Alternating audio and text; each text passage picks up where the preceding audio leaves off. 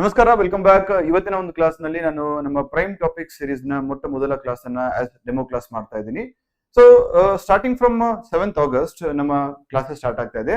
ಅದರಲ್ಲಿ ಮೊದಲ 10 days ನನ್ನ ಟಾರ್ಗೆಟ್ ಇರೋದು ಇಂಪಾರ್ಟೆಂಟ್ ಇಂಟರ್ನ್ಯಾಷನಲ್ ಇನ್ಸ್ಟಿಟ್ಯೂಷನ್ಸ್, ಅಂದ್ರೆ ಇಂಟರ್ನ್ಯಾಷನಲ್ ಕರೆಂಟ್ ಅಫೇರ್ಸ್ ನ ಪ್ರಮುಖ ಭಾಗವಾದಂತಹ ಪ್ರಮುಖ ಅಂತಾರಾಷ್ಟ್ರೀಯ ಸಂಸ್ಥೆಗಳು ಮತ್ತು ಅದರ ಜೊತೆಗೆ ಪಾಲಿಟಿ ಮತ್ತು ಕಾನ್ಸ್ಟಿಟ್ಯೂಷನ್.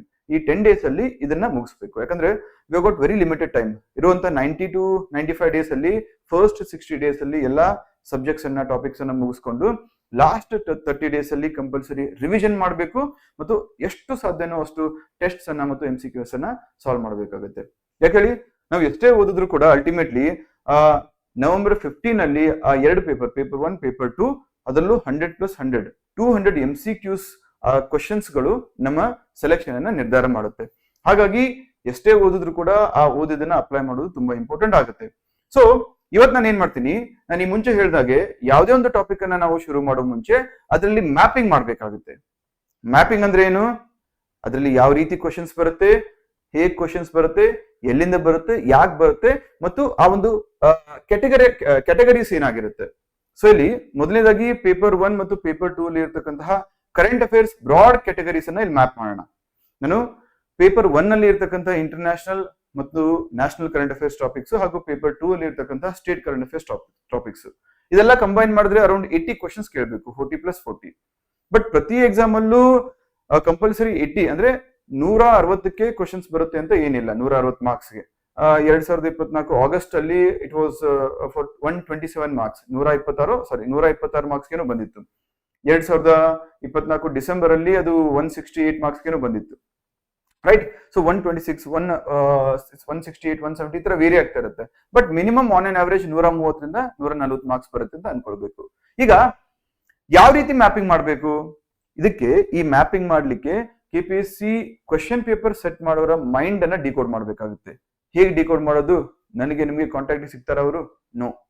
ಸೊ ಅವರ ಮೈಂಡ್ ಅನ್ನ ಡಿಕೋಡ್ ಮಾಡ್ಬೇಕಾದ್ರೆ 2014ರಿಂದ 2024 14, 17, 20, 24 ಎರಡು ಪ್ರಿಲಿಮ್ಸ್, ಈ 5 ಪ್ರಿಲಿಮ್ಸ್ ಕ್ವೆಶ್ಚನ್ ಪೇಪರ್ಸ್ ಅನ್ನ ಡಿಕೋಡ್ ಮಾಡಿದಾಗ ನಮ್ಗೆ ಒಂದು ಟ್ರೆಂಡ್ ಅಥವಾ ಪ್ಯಾಟರ್ನ್ ಸಿಗುತ್ತೆ. ಸೊ ಆ ಟ್ರೆಂಡ್ ಅಥವಾ ಪ್ಯಾಟರ್ನ್ ಬೇಸಿಸ್ ಮೇಲೆ ನಮ್ಮ ಫರ್ದರ್ ಪ್ರಿಪರೇಷನ್ ಅನ್ನ ನಾವು ಮಾಡಬೇಕಾಗುತ್ತೆ, ರೈಟ್. ಸೊ ಸಿಂಪಲ್ ಆಗಿ ಏನ್ ಮಾಡ್ತೀನಿ, ಇವತ್ತಿನ ಕ್ಲಾಸ್ ನಲ್ಲಿ ಕರೆಂಟ್ ಅಫೇರ್ಸ್ ಇಂಪಾರ್ಟೆಂಟ್ ಥೀಮ್ಸ್ ಅನ್ನ ಡಿಕೋಡ್ ಮಾಡೋಣ, ಐಡೆಂಟಿಫೈ ಮಾಡೋಣ. ಅದರ ಜೊತೆಗೆ ನಮ್ಮ ಕ್ಲಾಸ್ ಅಲ್ಲಿ ಯಾವ ರೀತಿ ಕರೆಂಟ್ ಅಫೇರ್ಸ್ ಕ್ಲಾಸಸ್ ನಡೆಯುತ್ತೆ ಅಂತ ಕೂಡ ನಿಮ್ಗೆ ಹೇಳ್ತೀನಿ. ಇವತ್ತೊಂದು ಬ್ರಿಕ್ಸ್ ಅನ್ನೋ ಒಂದು ಟಾಪಿಕ್ ನ ಎಕ್ಸಾಂಪಲ್ ತಗೊಳ್ತೀನಿ. ಅದು 2014, 17 ಮತ್ತು 24ರಲ್ಲಿ ಪದೇ ರಿಪೀಟ್ ಆಗಿ ಬಂದಿದೆ. ಥೀಮ್ ಸೇಮ್ ಕ್ವಶನ್ ಅಲ್ಲ, ಸೇಮ್ ಸ್ಟೇಟ್ಮೆಂಟ್ಸ್ ಅಲ್ಲ, ಬ್ರಿಕ್ಸ್ ಅನ್ನೋ ಥೀಮು ರಿಪೀಟ್ ಆಗಿದೆ. ಓಕೆ, ಸೊ ಈಗ ಮೊದಲನೇದಾಗಿ ನ್ಯಾಷನಲ್, ಇಂಟರ್ನ್ಯಾಷನಲ್ ಮತ್ತು ಸ್ಟೇಟ್ ಕರೆಂಟ್ ಅಫೇರ್ಸ್ ಅಂತ ಬಂದಾಗ ಬ್ರಾಡ್ಲಿ ಈ 2014ರಿಂದ 24ರಲ್ಲಿ ಈ 11 ಕ್ಯಾಟಗರೀಸ್ ಅಲ್ಲಿ ಪ್ರಶ್ನೆಗಳನ್ನ ನಾವು ಕೇಳಿದ್ದನ್ನ ನೋಡಬಹುದು. ಯಾವ್ಯಾವುದು? Firstly Karnataka welfare schemes and state initiatives. Second important reports ಅಂದ್ರೆ ವರದಿಗಳು, ಸೂಚ್ಯಂಕಗಳು, awards, sports and persons in news. So ಯಾಕೆ ಇಂಪಾರ್ಟೆಂಟ್? ಕರ್ನಾಟಕ ವೆಲ್ಫೇರ್ ಸ್ಕೀಮ್ಸ್ ಮತ್ತು ಸ್ಟೇಟ್ ಇನಿಷಿಯೇಟಿವ್ಸ್ ಪೇಪರ್ 2 ಅಲ್ಲಿ ಬರುತ್ತೆ, ಹೌದಾ? ಇಲ್ಲಿ ಡೈರೆಕ್ಟ್ ಆಗಿ 15 ಕ್ವಶನ್ಸ್ ಬಂದಿತ್ತು ಸೋ ಫಾರ್. ಇಂಡೈರೆಕ್ಟ್ ಅಂದ್ರೆ ಈ ಕರೆಂಟ್ ಅಫೇರ್ಸ್ ಅನ್ನ ಬೇಸಿಸ್ ಆಗಿ ಇಟ್ಕೊಂಡು static question, may be in the form of economy ಆಗಿರ್ಬೋದು, may be in the form of geography ಆಗಿರ್ಬೋದು, ಅಥವಾ ಎನ್ವೈರನ್ಮೆಂಟ್ ಆಗಿರ್ಬೋದು, ಆ ರೀತಿ ಕೂಡ ಕರೆಂಟ್ ಅಫೇರ್ಸ್ ಕ್ವಶನ್ಸ್ ಅನ್ನ ಕೇಳಲಾಗುತ್ತೆ. ಸೊ ಕರೆಂಟ್ ಅಫೇರ್ಸ್ ಕ್ವಶನ್ಸ್ ಅಂದ್ರೆ ಡೈರೆಕ್ಟ್ ಆಗಿ ಸುದ್ದಿಲಿ ಇರ್ತಕ್ಕಂತಹ ಟಾಪಿಕ್ ಅನ್ನ ಅಥವಾ ಪ್ರಶ್ನೆಯನ್ನ ಕೇಳೋದಲ್ಲ, ಅದನ್ನ ಈ ಸ್ಟಾಟಿಕ್ ಸಬ್ಜೆಕ್ಟ್ಸ್ ಅಂದ್ರೆ ಹಿಸ್ಟ್ರಿ, ಜಿಯೋಗ್ರಫಿ, ಪಾಲಿಟಿ, ಎಕನಾಮಿ ಇವುಗಳಿಗೂ ಕೂಡ ಲಿಂಕ್ ಮಾಡಿ ಕೇಳುವಂತ ಸಾಧ್ಯತೆ ಇರುತ್ತೆ. ಸೊ ಹಾಗಾಗಿ be very careful. For example, ಈಗ ಔರಂಗಜೇಬ್ ಸುದ್ದಿಯಲ್ಲಿದ್ದಾರೆ after the resignation of Dharmendra Pradhan. ಈ ಮುಘಲ್ ಎಂಪರರ್ ಅಥವಾ ಮುಘಲ್ ಹಿಸ್ಟ್ರಿ ಸುದ್ದಿಯಲ್ಲಿದೆ. ಸೊ ಹಾಗಾಗಿ ಮುಘಲ್ ಹೆಂಗಿದ್ರು ಹಿಸ್ಟ್ರಿಯಲ್ಲಿ ನಮಗೆ ಪ್ರೈಮ್ ಟಾಪಿಕ್. ಅದನ್ನ ಈ ತರ ಕರೆಂಟ್ ಅಫೇರ್ಸ್ ಜೊತೆ ಲಿಂಕ್ ಮಾಡಿ ಯಾವ ವ್ಯಕ್ತಿಯ ಒಂದು ಚರ್ಚೆ ತುಂಬಾ ಸುದ್ದಿಯಲ್ಲಿದೆ ಅಲ್ಲ, ಅದ್ರ ಬೇಸಿಸ್ ಮೇಲೆ ಆ ವ್ಯಕ್ತಿಯ ಹೆಸರನ್ನ ಇಟ್ಕೊಂಡು ಸ್ಟಾಟಿಕ್ ಕ್ವಶನ್ ಅನ್ನು ಕೂಡ ಫ್ರೇಮ್ ಮಾಡಬಹುದು. ಹಾಗಾಗಿ identification of topics is very important. Because ನೀವು ಯಾರ ಜೊತೆ ಯುದ್ಧ ಮಾಡ್ತಾ ಇದ್ರೆ ಅದನ್ನ ತಿಳ್ಕೊಂಡು ನಿಮ್ಮ ಯುದ್ಧ ಅಭ್ಯಾಸ ಮಾಡ್ಬೇಕಾಗತ್ತೆ. ಅದನ್ನ ಬಿಟ್ಟು ಯಾರ ಜೊತೆ ಯುದ್ಧ ಮಾಡ್ತೀನಿ ಅಂತ ಗೊತ್ತಿಲ್ಲ, ನೀವೀಗ ಪಿಸ್ತೂಲ್ ಹಿಡ್ಕೊಂಡು ಹೋಗಿರ್ತೀರಾ, ಅಲ್ಲಿ AK-47 ತಗೊಂಡ್ರೆ ಏನ್ ಮಾಡ್ತೀರಾ, ಅಥವಾ ಚಾಕು ಹಿಡ್ಕೊಂಡು ಹೋಗಿರ್ತೀರಾ, ಅಲ್ಲಿ ಮಿಸೈಲ್ ತಗೊಂಡ್ರೆ ಏನ್ ಮಾಡ್ತೀರಾ ಅಲ್ವಾ? ಸೊ ಹಾಗಾಗಿ identification of your enemy is very important. So ಇಲ್ಲಿ firstly Karnataka welfare schemes, state initiatives, reports, indices, awards, sports and persons in news ಹಾಗೂ international organisations, summits, treaties, alliances and geopolitics. ಇವೆಲ್ಲವೂ ನೋಡಿ, ಇವೆಲ್ಲವೂ 2014, 17, 20, ಆಗಸ್ಟ್ 2024, ಡಿಸೆಂಬರ್ 2024 ಎಲ್ಲ repeat ಆಗಿದ್ದಾವೆ, right. At least ಈ first 5 topics ತುಂಬಾ repeat ಆಗಿದಾವೆ.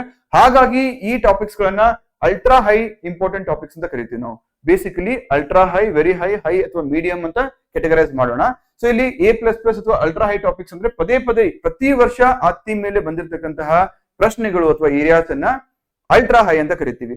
ಸೊ ಇಲ್ಲಿ ನಿಮ್ಗೆ ಫಸ್ಟ್ 5 ಕ್ಯಾಟಗರೀಸ್ ಏನಿದೆಯಲ್ಲ ಮಿಸ್ ಮಾಡದೆ ಓದ್ಬೇಕಾಗುತ್ತೆ. ಕರ್ನಾಟಕ ವೆಲ್ಫೇರ್ ಸ್ಕೀಮ್ಸ್ ಸರ್ ಎಲ್ಲ ಓದ್ಬೇಕಾ? ಬೇಡ. 6 to 7 ಇಂಪಾರ್ಟೆಂಟ್ ಮಿನಿಸ್ಟ್ರೀಸ್ ಯಾವುದು ಡಿಪಾರ್ಟ್ಮೆಂಟ್ಸ್ ಇದೆ ಅದಕ್ಕೆ ಸಂಬಂಧಪಟ್ಟಂತಹ ಒಂದು ಸ್ಕೀಮ್ಸ್ ಅನ್ನ ಓದ್ಬೇಕಾಗುತ್ತೆ. ಅದ್ರ ಜೊತೆಗೆ ಬಜೆಟ್ ಮತ್ತೆ ಎಕನಾಮಿಕ್ ಸರ್ವೆ ಅಲ್ಲಿ ಮೆನ್ಷನ್ ಮಾಡಿರ್ತಕ್ಕಂತಹ ಕೆಲವು ಸ್ಕೀಮ್ಸ್ ನೀವು if in case economic survey ಓದಿದ್ರೆ ಗೊತ್ತಾಗುತ್ತೆ, 106 ಸ್ಕೀಮ್ಸ್ ಅಲ್ಲಿ ಪ್ರತಿ ಡಿಪಾರ್ಟ್ಮೆಂಟ್ ಅಲ್ಲಿ ಇರ್ತಕ್ಕಂಥ ಎಲ್ಲಾ ಸ್ಕೀಮ್ಸ್ ಅನ್ನ ತೆಗಿತಾರೆ, ಕಾಪಿ ಮಾಡ್ತಾರೆ, ಪೇಸ್ಟ್ ಮಾಡ್ತಾರೆ, ಕೊಟ್ಬಿಡ್ತಾರೆ ವರದಿ. ನಾವು ಆಸ್ ಆಸ್ಪಿರೆಂಟ್ಸ್ ಎಲ್ಲ ಓದ್ಲಿಕ್ಕಾಗತ್ತಾ? ಓದ್ಬೋದು, ಬಟ್ ಯಾವ್ದನ್ನ ನೆನಪಲ್ಲಿ ಇಟ್ಕೊಳಕ್ಕೆ ಅಂದ್ರೆ ಎಲ್ಲಾ ನೆನಪಲ್ಲಿ ಇಟ್ಕೊಳಕ್ಕಾಗತ್ತಾ? Humanly and practical impossible. ಆತರ ಮಾಡ್ತಾ ಹೋದ್ರೆ ಬರೀ ಎಕನಾಮಿಕ್ ಸರ್ವೆಗೇನೆ ಒಂದು ಎಕ್ಸಾಮ್ ಇಡಬೇಕಾಗುತ್ತೆ, ರೈಟ್?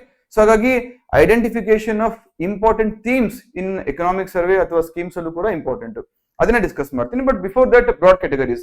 ಸೊ ಇದು important. Next reports, indices, awards, sports, persons in news. ನಾನು ಹೇಳ್ತೇನೆ ಇಲ್ಲಿ ನೋಡಿ ಪದೇ ಪದೇ ರಿಪೀಟ್ ಆಗಿರ್ತಕ್ಕಂಥ questions. International organisation, summits, treaties, alliances, geopolitics ಆಯ್ತು. Environment, ecology, biodiversity, climate, geographical indication, tags and conservation. Environment, ecology, ಈ ಪರಿಸರ ಅಧ್ಯಯನ ಅನ್ನೋದು ಸ್ಟ್ಯಾಟಿಕ್ ಏನೋ ಒಂದು ಸಬ್ಜೆಕ್ಟ್ ಆಗುತ್ತೆ ಪೇಪರ್ 2 ಅಲ್ಲಿ. ಬಟ್ ಅದನ್ನ ಹೊರತುಪಡಿಸಿ ಕರೆಂಟ್ ಅಫೇರ್ಸ್ ಕಾಂಟೆಕ್ಸ್ಟ್ ಅಲ್ಲೂ ಕೂಡ in the form of rivers ಆಗಿರ್ಬೋದು, ನ್ಯಾಷನಲ್ ಪಾರ್ಕ್ಸ್ ಆಗಿರ್ಬೋದು, ವೈಲ್ಡ್ ಲೈಫ್ ಸ್ಯಾಂಚುರೀಸ್ ಆಗಿರ್ಬೋದು, ಸುಮಾರು ಪ್ರಶ್ನೆಗಳು ಬರ್ತವೆ. ಅದನ್ನ ನಾವು ಸಾಧ್ಯವಾದಷ್ಟು ಕರೆಂಟ್ ಅಫೇರ್ಸ್ ಅಲ್ಲಿ ಇನ್ಕ್ಲೂಡ್ ಮಾಡಬೇಕಾಗುತ್ತೆ. ಪದೇ ಪದೇ ರಿಪೀಟ್ ಆಗ್ತಾ ಇರ್ತಕ್ಕಂಥ ಥೀಮು. ಅದನ್ನ ಬಿಟ್ರೆ science, space, defence, health and applied technology, ಈ ಫಸ್ಟ್ 5 ಏನಿದಾವಲ್ಲ ಇದನ್ನ ಅಲ್ಟ್ರಾ ಹೈ ಟಾಪಿಕ್ ಅಂತ ನಾವು ಕ್ಯಾಟಗರೈಸ್ ಮಾಡಬೇಕು. ಯಾಕಂದ್ರೆ ತಪ್ಪದೇ ಇದ್ರ ಮೇಲೆ ಪದೇ ಪದೇ ಪ್ರಶ್ನೆ ಬಂದಿದ್ದಾವೆ. Next central schemes, budgets, committees, economy and governance. Once again ಇಲ್ಲಿ ಎಕನಾಮಿ ಅಂತ ಬಂದ್ರೆ ಸೆಂಟ್ರಲ್ ಬಜೆಟ್ ಮತ್ತೆ central union economic survey highlights ಓದ್ಕೋಬೇಕಾಗುತ್ತೆ. ಇಲ್ಲೂ ಕೂಡ ಅಷ್ಟೇ ಸ್ಕೀಮ್ಸ್ ಎಲ್ಲ ಓದೋ ಅವಶ್ಯಕತೆ ಇಲ್ಲ, ಬಜೆಟ್ ಅಲ್ಲಿ ಇರ್ತಕ್ಕಂಥ ಎಲ್ಲಾ ಅಂಶ ಓದೋ ಅವಶ್ಯಕತೆ ಇಲ್ಲ. ಎಕ್ಸಾಮಿನೇಷನ್ ಪಾಯಿಂಟ್ ಆಫ್ ವ್ಯೂ ಏನ್ ಇಂಪಾರ್ಟೆಂಟ್ ಅದನ್ನ I tell you. Next national laws, policies, judgements and constitutional current affairs. Sir ಏನಿದು? ಸಿ ನೀವು ಇಂಡಿಯನ್ ಪಾಲಿಟಿ ಅಥವಾ ಕಾನ್ಸ್ಟಿಟ್ಯೂಷನ್ ಓದಿರ್ತೀರಾ, ಅದನ್ನ ಸ್ಟ್ಯಾಟಿಕ್ ಪಾಯಿಂಟ್ ಆಫ್ ವ್ಯೂ ಓದಿರ್ತೀರಾ. ನಾನು ಇಲ್ಲಿ ಏನ್ ಹೇಳಿದೀನಿ, ಸ್ಟ್ಯಾಟಿಕ್ ಮತ್ತೆ ಡೈರೆಕ್ಟ್ ಕರೆಂಟ್ ಅಫೇರ್ಸ್ ಬರುತ್ತೆ ಅಂತ. ಅಂದ್ರೆ ಕರೆಂಟ್ ಅಫೇರ್ಸ್ ಇಂದ ಪ್ರೇರಿತವಾಗಿ ಸ್ಟ್ಯಾಟಿಕ್ ಅಲ್ಲೂ ಕೂಡ ನಾವು ಇನ್ನು ಕರೆಂಟ್ ಅಫೇರ್ಸ್ ಕ್ವಶನ್ಸ್ ಬಂದಿರೋದನ್ನ ಕಾಣ್ತೀವಿ. ಫಾರ್ ಎಕ್ಸಾಂಪಲ್, ಇತ್ತೀಚೆಗೆ ರಾಜ್ಯಸಭೆಯಲ್ಲಿ 10-11 ಜನ ಆಪ್ ಎಂಪಿಸು ಬಿಜೆಪಿ ಬಂದ್ರು. ಆಮ್ ಆದ್ಮಿ ಪಾರ್ಟಿ ಏನ್ ಮಾಡ್ತು, ರಾಜ್ಯಸಭಾ ಚೇರ್ಮನ್ ಅವ್ರನ್ನ ಅಪ್ರೋಚ್ ಮಾಡಿ ಅವ್ರನ್ನ ಡಿಸ್ಕ್ವಾಲಿಫೈ ಮಾಡಬೇಕು ಆಂಟಿ ಡಿಫೆಕ್ಷನ್ ಲಾ ಅಡಿಯಲ್ಲಿ ಅಂತ ಹೇಳಿದ್ರು, ರೈಟ್? ಇದು current affairs. But what is aunty defection ಲಾ? ಅದರಲ್ಲಿ ಇರ್ತಕ್ಕಂತಹ ಎಕ್ಸೆಪ್ಷನ್ಸ್ ಏನು, ಅದನ್ನ ಯಾವಾಗ ಅಮೆಂಡ್ ಮಾಡಿದ್ರು, ಅದನ್ನ ಎಷ್ಟನೇ ಶೆಡ್ಯೂಲ್ ಆಗಿ ಸೇರಿಸಿದ್ರು, ಇವೆಲ್ಲವೂ ಸ್ಟ್ಯಾಟಿಕಲ್ ಬರುತ್ತೆ. ಸೊ ಆಂಟಿ ಡಿಫೆಕ್ಷನ್ ಲಾ ಮೇಲೆ ಪ್ರಶ್ನೆ ಬಂದ್ರೆ ಈ ವರ್ಷ ಅದು ಕರೆಂಟ್ ಅಫೇರ್ಸ್ ಇನ್ಸ್ಪೈರ್ಡ್ ಸ್ಟ್ಯಾಟಿಕ್ ಒಂದು ಟಾಪಿಕ್ ಆಗುತ್ತೆ. ಸೊ ಪ್ರತಿ ಸಬ್ಜೆಕ್ಟ್ಗೂ ಕೂಡ ನೀವು ಈ ರೀತಿ ಕರೆಂಟ್ ಅಫೇರ್ಸ್ ಇಂದ ಇಂಡ್ಯೂಸ್ ಆಗಿ ಅಥವಾ ಪ್ರೇರಿತವಾಗಿರ್ತಕ್ಕಂತಹ ಒಂದು ಸ್ಟ್ಯಾಟಿಕ್ ಟಾಪಿಕ್ಸ್ ಅನ್ನ ಅಥವಾ ಕ್ವಶನ್ಸ್ ಅನ್ನ ಕೂಡ ಎಕ್ಸ್ಪೆಕ್ಟ್ ಮಾಡಬೇಕಾಗುತ್ತೆ. Next Karnataka governance, acts, policies, portals, land reforms, Karnataka budget, economy, infrastructure development, Karnataka heritage, culture, awards of personalities, world mapping, conflict geography and places in news. ಮೂರು ಕೂಡ ಒಂದೇ. ವರ್ಲ್ಡ್ ಮ್ಯಾಪಿಂಗ್ ನೀವು ಡಿಸೆಂಬರ್ 2024 ಫಿಲಿಮ್ಸ್ ನೋಡಿದ್ರೆ ಅರೌಂಡ್ 7 to 8 ಕ್ವಶನ್ಸ್ ಬಂದಿತ್ತು. ಎಷ್ಟು beautiful ಆಗಿ questions frame ಮಾಡಿದ್ರು ಅಂದ್ರೆ ಒಂದಕ್ಕೊಂದು ರಿಲೇಟೆಡ್ ಇತ್ತು. ವರ್ಲ್ಡ್ ಮ್ಯಾಪಿಂಗ್ ಪಾರ್ಟ ಹೌದು ನಿಜ, ಬಟ್ ಪ್ಲೇಸಸ್ ಇನ್ ನ್ಯೂಸ್ ಅದು ಕೂಡ ನಿಜ. ಬಟ್ ಅವು ಎರಡೂ ಕೂಡ ಯಾವ ಒಂದು ರೀಜನ್ ಕಾನ್ಫ್ಲಿಕ್ಟ್ ಅಲ್ಲಿ ಇತ್ತಲ್ವಾ, ಇಸ್ರೇಲ್ ಆಗಿರ್ಬೋದು, ಪ್ಯಾಲೆಸ್ತೈನ್ ಆಗಿರ್ಬೋದು, ಇರಾನ್ ಆಗಿರ್ಬೋದು ಅಥವಾ ಯುಕ್ರೇನ್ ಆಗಿರ್ಬೋದು, ಅದರ ಒಂದು ಪಾಯಿಂಟ್ ಆಫ್ ವ್ಯೂ ಅಲ್ಲಿ ಕ್ವಶನ್ಸ್ ಅನ್ನ ಫ್ರೇಮ್ ಮಾಡಿದ್ರು. ಸೊ ಹಾಗಾಗಿ ಬ್ರಾಡ್ಲಿ ನೀವು ಎಲ್ಲಾ ಕ್ವಶನ್ಸ್ ಅನ್ನ, ಕರೆಂಟ್ ಅಫೇರ್ಸ್ ಕ್ವಶನ್ಸ್ ಅನ್ನ ಈ 11 ಕ್ಯಾಟಗರೀಸ್ ಅಲ್ಲಿ ಕ್ಯಾಟಗರೈಸ್ ಮಾಡಬಹುದು. ಅಗ್ರಿ? ಸೊ ಈ 11 ಕ್ಯಾಟಗರೀಸ್ ಅಲ್ಲಿ ನಿಮ್ಗೆ ಫಸ್ಟ್ 5 ಏನಿದಾವೆ they are all ultra high value topics. So ultra high, then very high, high, medium. So ಯಾವುದೇ ಕಾರಣಕ್ಕೂ ಈ ಕ್ಯಾಟಗರಿ ವೈಸ್ ಓದನ್ನ ಮಿಸ್ ಮಾಡಕ್ ಹೋಗ್ಬಿಡಿ. ಸರ್ ಹಾಗಾದ್ರೆ ನಾವು ಮ್ಯಾಗ್ಝಿನ್ ಓದೋದು ಬೇಡವಾ? ಬೇಕೇ ಬೇಕು. ಒಂದು ಸೋರ್ಸ್ ಬೇಕು ನಿಮ್ಗೆ. ಆ ಸೋರ್ಸ್ ಹೆಂಗಿರ್ಬೇಕು ಅಂದ್ರೆ ಓದುವಾಗ ಮೆನ್ಷನ್ ಮಾಡಿರ್ತಕ್ಕಂಥ ಟಾಪಿಕ್ಸ್ ಪ್ರಕಾರ ಹೋಗ್ಬೇಡಿ. ಈ ಥೀಮ್ಸ್ ಅನ್ನ ಐಡೆಂಟಿಫೈ ಮಾಡ್ಕೊಳ್ಳಿ. ಇದ್ರ ಬೇಸಿಸ್ ಮೇಲೆ ನೀವೇನ್ ಮಾಡಿ ಆ ಅಪ್ರೋಚ್ ಅನ್ನ ಬೆಳೆಸ್ಕೊಳ್ಳಿ. ಯಾಕೆ ಏನಾಗುತ್ತೆ ಅದರಿಂದ ನಿಮ್ಮ ಕಾನ್ಫಿಡೆನ್ಸ್ ಬಿಲ್ಡ್ ಆಗುತ್ತೆ ಅಂಡ್ ರಿವಿಷನ್ಗೂ ಕೂಡ ತುಂಬಾ ಅನುಕೂಲ ಆಗುತ್ತೆ. ಯಾಕಂದ್ರೆ ಅಲ್ಟಿಮೇಟ್ಲಿ ಕ್ವಶನ್ಸ್ ಇದೇ ರೀತಿ ನಾವು ಕ್ಯಾಟಗರೈಸ್ ಮಾಡಿ ಓದೋದ್ರಿಂದ ನಮ್ಮ ಅಪ್ರೋಚ್ ಕೂಡ ಅದೇ ರೀತಿ ಆಗಿರ್ಬೇಕು, ರೈಟ್? ಸೊ ಅರೌಂಡ್ ರಫ್ಲಿ 11 ಏರಿಯಾಸ್ ನಿಮ್ಗೆ ಅರ್ಥ ಆಯ್ತಲ್ಲ? ಗುಡ್. ಡೌಟ್ ಇದ್ರೆ ಕಮೆಂಟ್ಸ್ ಮಾಡಿ. ನೆಕ್ಸ್ಟ್ ಎಕ್ಸಾಕ್ಟ್ ಫ್ರೀಕ್ವೆನ್ಸಿ ನೋಡೋದಾದ್ರೆ ನಿಮ್ಗೆ 2014 17-20 ಆಗಸ್ಟ್ 24 ಮತ್ತೆ ಡಿಸೆಂಬರ್ 2024 ಇಷ್ಟೇ. ನಾನು ಅಲ್ಲಿ ಹಿಂದಿನ ಒಂದು ಸ್ಲೈಡ್ ನಲ್ಲಿ ತೋರಿಸಿದ್ನಲ್ಲ 11 ಕ್ಯಾಟಗರೀಸ್, ಆ ಕ್ಯಾಟಗರೀಸ್ ನ based on number of questions ಇಲ್ಲಿ ಕ್ಲಾಸಿಫೈ ಮಾಡಿದ್ದೀನಿ. 2014ರಲ್ಲಿ ನೋಡಿ ಕರ್ನಾಟಕ ವೆಲ್ಫೇರ್ ಸ್ಕೀಮ್ಸ್ ಮತ್ತು ಸ್ಟೇಟ್ ಇನಿಷಿಯೇಟಿವ್ಸ್ ಮೇಲೆ ನಿಮಗೆ 3 ಪ್ರಶ್ನೆಗಳು ಬಂದಿತ್ತು. ಅದೇ ರೀತಿ 17ರಲ್ಲಿ 5, 20ರಲ್ಲಿ 5, ಆಗಸ್ಟ್ 2024ಕ್ಕೆ 6 ಆಯ್ತು, ಡಿಸೆಂಬರ್ 2024ಕ್ಕೆ 11 ಕ್ವಶನ್ಸ್ ಬಂದಿತ್ತು. So now tell me, Karnataka schemes ಮತ್ತೆ ಸ್ಟೇಟ್ ಇನಿಷಿಯೇಟಿವ್ಸ್ ಅನ್ನ ನೀವು ಸಪರೇಟ್ ಒಂದು ಸೆಕ್ಷನ್ ಆಗಿ ಟ್ರೀಟ್ ಮಾಡಿ ಓದ್ತಾರ ಇಲ್ವಾ? 11 ಕ್ವಶನ್ಸ್ ಅಂದ್ರೆ 22 ಮಾರ್ಕ್ಸ್, ರೈಟ್? ಸೊ ನಾನು ಪದೇ ಅದೇ ಹೇಳ್ತಾ ಇರೋದು, ಹಿಂದೆ ಮಾಡಿದಂತ ತಪ್ಪು ಮಾಡಕ್ ಹೋಗ್ಬೇಡಿ. ಮೊದಲು ಸ್ಟಾಟಿಕ್ ಅನ್ನು ಮುಗಿಸಿ ಆಮೇಲೆ ಡೈನಮಿಕ್ ಬರ್ತೀನಿ ಅನ್ನಕ್ ಹೋಗ್ಬೇಡಿ. ಟೈಮ್ ತುಂಬಾ ಕಡಿಮೆ ಇದೆ.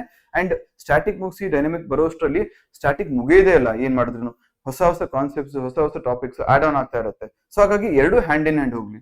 ಸೊ ಇಲ್ಲಿ 11 ಕ್ವಶನ್ಸ್ 2024ರಷ್ಟೊತ್ತಿಗೆ ಕರ್ನಾಟಕ ವೆಲ್ಫೇರ್ ಸ್ಕೀಮ್ಸ್ ಮತ್ತು ಸ್ಟೇಟ್ ಇನಿಷಿಯೇಟಿವ್ಸ್ ಮೇಲೆ ಬರುತ್ತೆ. ಮೋರ್ ಆರ್ ಲೆಸ್ ಅಷ್ಟೇ ಬರುತ್ತೆ, ಬಿಟ್ವೀನ್ 6 to 11 ಈ ವರ್ಷ ಕೂಡ. Reports, indices, awards, sports, persons in news 14ರಲ್ಲಿ 3 ಇತ್ತು, ನಂತರ 4, 9 ಆಗಿ ಮತ್ತೆ ಪುನಃ 4, 5 ಬಂದಿದೆ. So more or less 5 to 6 ಬಂದೇ ಬರುತ್ತೆ. Next international organisation, summits, treaties, alliances, geopolitics 4, 5, 5, 4, 4, 7. 24ರಲ್ಲಿ 7 ಕ್ವಶನ್ಸ್ ಬಂದಿದೆ. ಸೊ ರಫ್ಲಿ ಅದೇ ಒಂದು ಪ್ಯಾಟರ್ನ್ ಅನ್ನ ಫಾಲೋ ಮಾಡಲಾಗುತ್ತೆ. Environment, ecology, biodiversity, climate, GI conservation 2024 December ಅಲ್ಲಿ 7 ಬಂದಿತ್ತು. ಸ್ಟಾರ್ಟಿಂಗು 14ರಲ್ಲಿ 1 ಇತ್ತು. ಇಮ್ಯಾಜಿನ್ ಮಾಡಿ. ಹೋಗ್ತಾ ಯಾವಾಗ UPSC ಈ ಟ್ರೆಂಡ್ ಅನ್ನ ಫಾಲೋ ಮಾಡ್ಲಿಕ್ಕೆ ಶುರು ಮಾಡ್ತು ಅಂದ್ರೆ ಎನ್ವೈರನ್ಮೆಂಟ್, ಇಕಾಲಜಿ ಮತ್ತು ಅಗ್ರಿಕಲ್ಚರ್ ಅನ್ನ ಸಪರೇಟ್ ಒಂದು ಯೂನಿಟ್ ತರ ಅಥವಾ ಟಾಪಿಕ್ಸ್ ತರ ಟ್ರೀಟ್ ಮಾಡಿ IFS ಅನ್ನ ಕ್ಲಬ್ ಮಾಡಿದ್ರಲ್ಲ, ಫಾರೆಸ್ಟ್ ಸರ್ವಿಸ್ ಫಿಲಿಮ್ಸ್ ಅಲ್ಲಿ. ಸೊ ಅಲ್ಲಿಂದ ಅದರ ಇಂಪಾರ್ಟೆನ್ಸ್ ಯಾವ ರೀತಿ ಇನ್ಕ್ರೀಸ್ ಆಯ್ತು, ಇಲ್ಲೂ ಕೂಡ ಅದೇ ಒಂದು ಪ್ಯಾಟರ್ನ್ ಫಾಲೋ ಆಯ್ತು. ಸೊ ನೆನಪಿರ್ಲಿ, ಇದೊಂದು ಬೇಸಿಕ್ ಸ್ಟ್ರಾಟಜಿ ಅಷ್ಟೇ.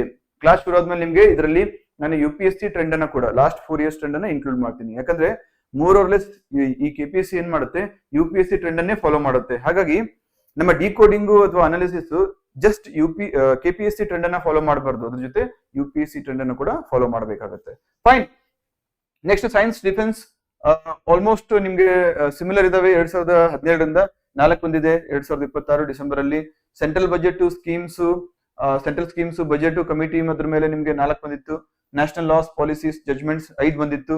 Karnataka governance acts, policies, portals, land records 0 ಕೊಟ್ಟಿದ್ದೀನಿ. ಯಾಕಂದ್ರೆ ಈ ಕ್ವಶನ್ಸ್ ಅನ್ನ ಕರ್ನಾಟಕ ಸ್ಟಾಟಿಕ್ ಎಕನಾಮಿಯಲ್ಲಿ ಇನ್ಕ್ಲೂಡ್ ಮಾಡಿದ್ದೀನಿ. ಸೊ ಹಾಗಾಗಿ ಅಲ್ಲೊಂದು 2, 3 ಬರುತ್ತೆ ನಿಮ್ಗೆ, nothing to worry. Next Karnataka budget, economy, infrastructure development 5 questions ಬಂದಿತ್ತು. ಕರ್ನಾಟಕ ಹೆರಿಟೇಜ್, ಅವಾರ್ಡ್ಸ್, ಪರ್ಸನಾಲಿಟೀಸ್ 0 ಇತ್ತು. ನೆಕ್ಸ್ಟ್ ವರ್ಲ್ಡ್ ಮ್ಯಾಪಿಂಗ್ ನಿಮ್ಗೆ 6 ಬಂದಿತ್ತು. Total 4 + 2, right? ಸೊ ಹಾಗಾದ್ರೆ ನಮ್ಗೆ ಇಲ್ಲಿ ಒಂದೇನ್ ಗೊತ್ತಾಗುತ್ತಪ್ಪ ಅಂತ ಹೇಳಿದ್ರೆ, ಪದೇ ಟಾಪಿಕ್ಸ್ ರಿಪೀಟ್ ಆಗ್ತಾ ಇದಾವೆ. ಅದು ಥೀಮ್ಸ್ ಮೇಲಾದ್ರೂ ಆಗಿರ್ಬೋದು ಅಥವಾ ಕಂಪ್ಲೀಟ್ ಟಾಪಿಕ್ ಮೇಲಾದ್ರೂ ಆಗಿರ್ಬೋದು. ಥೀಮ್ಸ್ ಅಂದ್ರೆ ಇಂಟರ್ನ್ಯಾಷನಲ್ ಇನ್ಸ್ಟಿಟ್ಯೂಷನ್ಸ್, ಟಾಪಿಕ್ ಅಂದ್ರೆ ಫಾರ್ ಎಕ್ಸಾಂಪಲ್ ಬ್ರಿಕ್ಸ್. ಇಲ್ಲಿ ನೋಡಿ, international organisation, summits, treaties, alliances, geopolitics ಒಂದು ಇಂಪಾರ್ಟೆಂಟ್ ಥೀಮ್ ಅಂತ ಹೇಳಿದೆ, ಹೌದಾ? ಇಲ್ಲಿ 2014ರಲ್ಲಿ ಇಲ್ಲಿ ನಿಮ್ಗೆ ಯಾವುದು ಬ್ರಿಕ್ಸ್ ಮೇಲೆ ಕ್ವಶನ್ ಇತ್ತು. ಬ್ರಿಕ್ಸ್ ನ ನ್ಯೂ ಡೆವಲಪ್ಮೆಂಟ್ ಬ್ಯಾಂಕ್ ಫೋರ್ಟಲೈಸಾ ಸಮಿಟ್ ಏನಾಗಿತ್ತು, ಅದ್ರ ಮೇಲೆ ನಿಮ್ಗೆ ಒಂದು ಕ್ವಶನ್ ಬಂದಿತ್ತು. ಆಮೇಲೆ ಬಿಮ್ಸ್ಟೆಕ್ ಮೇಲೆ ಇತ್ತು, WTO ಬಾಲಿ ಪ್ಯಾಕೇಜ್ ಮೇಲೆ ಇತ್ತು, ಸ್ಕಾಟ್ಲ್ಯಾಂಡ್ ಇಂಡಿಪೆಂಡೆನ್ಸ್ ರೆಫರೆಂಡಮ್ ಮೇಲೆ ಇತ್ತು. ಎಲ್ಲವೂ ಕೂಡ ಕರೆಂಟ್ ಅಲ್ಲಿ ಕಾಂಟೆಕ್ಸ್ಟ್ ಅಂದ್ರೆ ಸುದ್ದಿಯಲ್ಲಿ ಇದ್ದಂತಹ ಒಂದು ಟಾಪಿಕ್ಸ್ ಹೌದು, ರೈಟ್?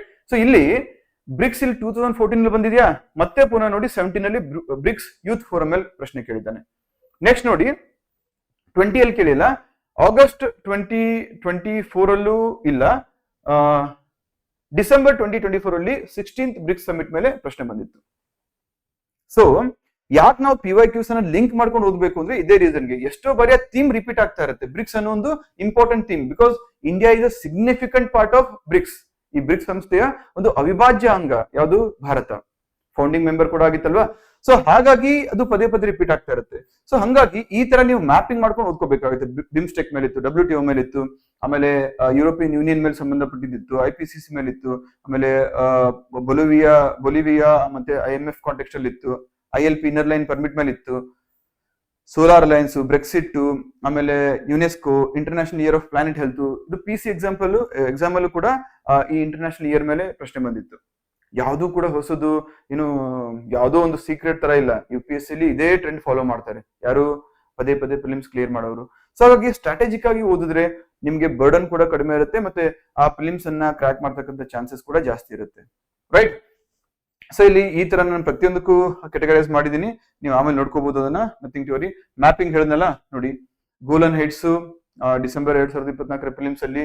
ಆಮೇಲೆ ನಾಗೋರ್ನೋ ಕರ್ಬಾಕ್ ರೀಜನ್, ಆಮೇಲೆ Abyei, Darien Gap, next Israel, Russia, Iran countries, Gulf of Aqaba, ಈ ತರ ಪ್ರಮುಖವಾಗಿ ಸುದ್ದಿಯಲ್ಲಿರ್ತಕ್ಕಂತಹ ಸ್ಥಳಗಳ ಮೇಲೆ ಒಂದು ಮ್ಯಾಪಿಂಗ್ ಮೇಲೆ ಕ್ವಶನ್ಸ್ ಅನ್ನ ಕೇಳಲಾಗಿತ್ತು. ರೈಟ್. ಸೊ ಇಲ್ಲಿ ಪ್ರತಿ ಟಾಪಿಕ್ ಈ ತರ ಕೊಟ್ಟಿದ್ದೀನಿ, ಯು ಕ್ಯಾನ್ ರೆಫರ್. ಸೊ ಅದೇ ರೀತಿ ಕರ್ನಾಟಕಕ್ಕೂ ಕೂಡ ನೀವು ನೋಡಬಹುದು, ಕರ್ನಾಟಕ ವೆಲ್ಫೇರ್ ಸ್ಕೀಮ್ಸ್ ಇನಿಷಿಯೇಟಿವ್ಸ್ ಅಂತ ಬಂದ್ರೆ ನಮ್ಮ ಮನೆ, ಕ್ಷೀರ ಭಾಗ್ಯ, ಆಮೇಲೆ Manaswini BPL pension, so Sakala mission, Pratibimba, Amrut cities selection Karnataka, ಎಲ್ಲವೂ ಕೂಡ ನಿಮ್ಗೆ ಮೋರ್ ಆರ್ ಲೆಸ್ ಬಜೆಟ್ ಮತ್ತೆ ಎಕನಾಮಿಕ್ ಸರ್ವೆ ಸಿಗುತ್ತೆ. ಬಟ್ ಅದರಲ್ಲಿ ಯಾವ್ದನ್ನ ಪಿಕ್ ಮಾಡಬೇಕು ಅಂತ ನೀವು ತಿಳ್ಕೊಬೇಕಾದ್ರೆ will have to seriously decode question papers. Right. ಇಲ್ಲ ಅದರಲ್ಲಿ ಸೊ ಈ ತರ ಮಾಡಿದ್ರೆ ಎನ್ವೈರನ್ಮೆಂಟಲ್ ಕೂಡ. ರೈಟ್. ಸೊ ಈ ತರ ನಾನು ಡೀಟೇಲ್ ಆಗಿ ಓದಕ್ಕೆ ಹೋಗಲ್ಲ, PDF ಶೇರ್ ಮಾಡ್ತೀನಿ, ಅದ್ರಲ್ಲಿ ನಿಮ್ಗೆ ಗೊತ್ತಾಗುತ್ತೆ. ಸೊ ಹಾಗಾಗಿ ಈ ರೀತಿ ನೋಡಿದಾಗ high value current affairs topics ಯಾವ್ದಪ್ಪ ಅಂತ ಹೇಳಿದ್ರೆ, ರಿಕರಿಂಗ್ ಟಾಪಿಕ್ ಯಾವುದು, ಇಂಟರ್ನ್ಯಾಷನಲ್ ಆರ್ಗನೈಸೇಷನ್ಸ್, ಸಮಿಟ್ಸ್ ಮತ್ತು ಅಲಯನ್ಸಸ್. ಎಲ್ಲಾ 5 ಸೈಕಲ್ಗಳಲ್ಲಿ ಅಂದ್ರೆ 2014, 17, 20 ಡಿಸೆಂಬರ್, 2024 ಆಗಸ್ಟ್, ಡಿಸೆಂಬರ್ ಎಲ್ಲದರಲ್ಲೂ ರಿಪೀಟ್ ಆಗಿದೆ. ಎಸ್ಪೆಷಲಿ ಈ ಬ್ರಿಕ್ಸ್ ಆಗಿರ್ಬೋದು ಅಥವಾ ಬಿಮ್ಸ್ಟೆಕ್ ಈ ರೀತಿ.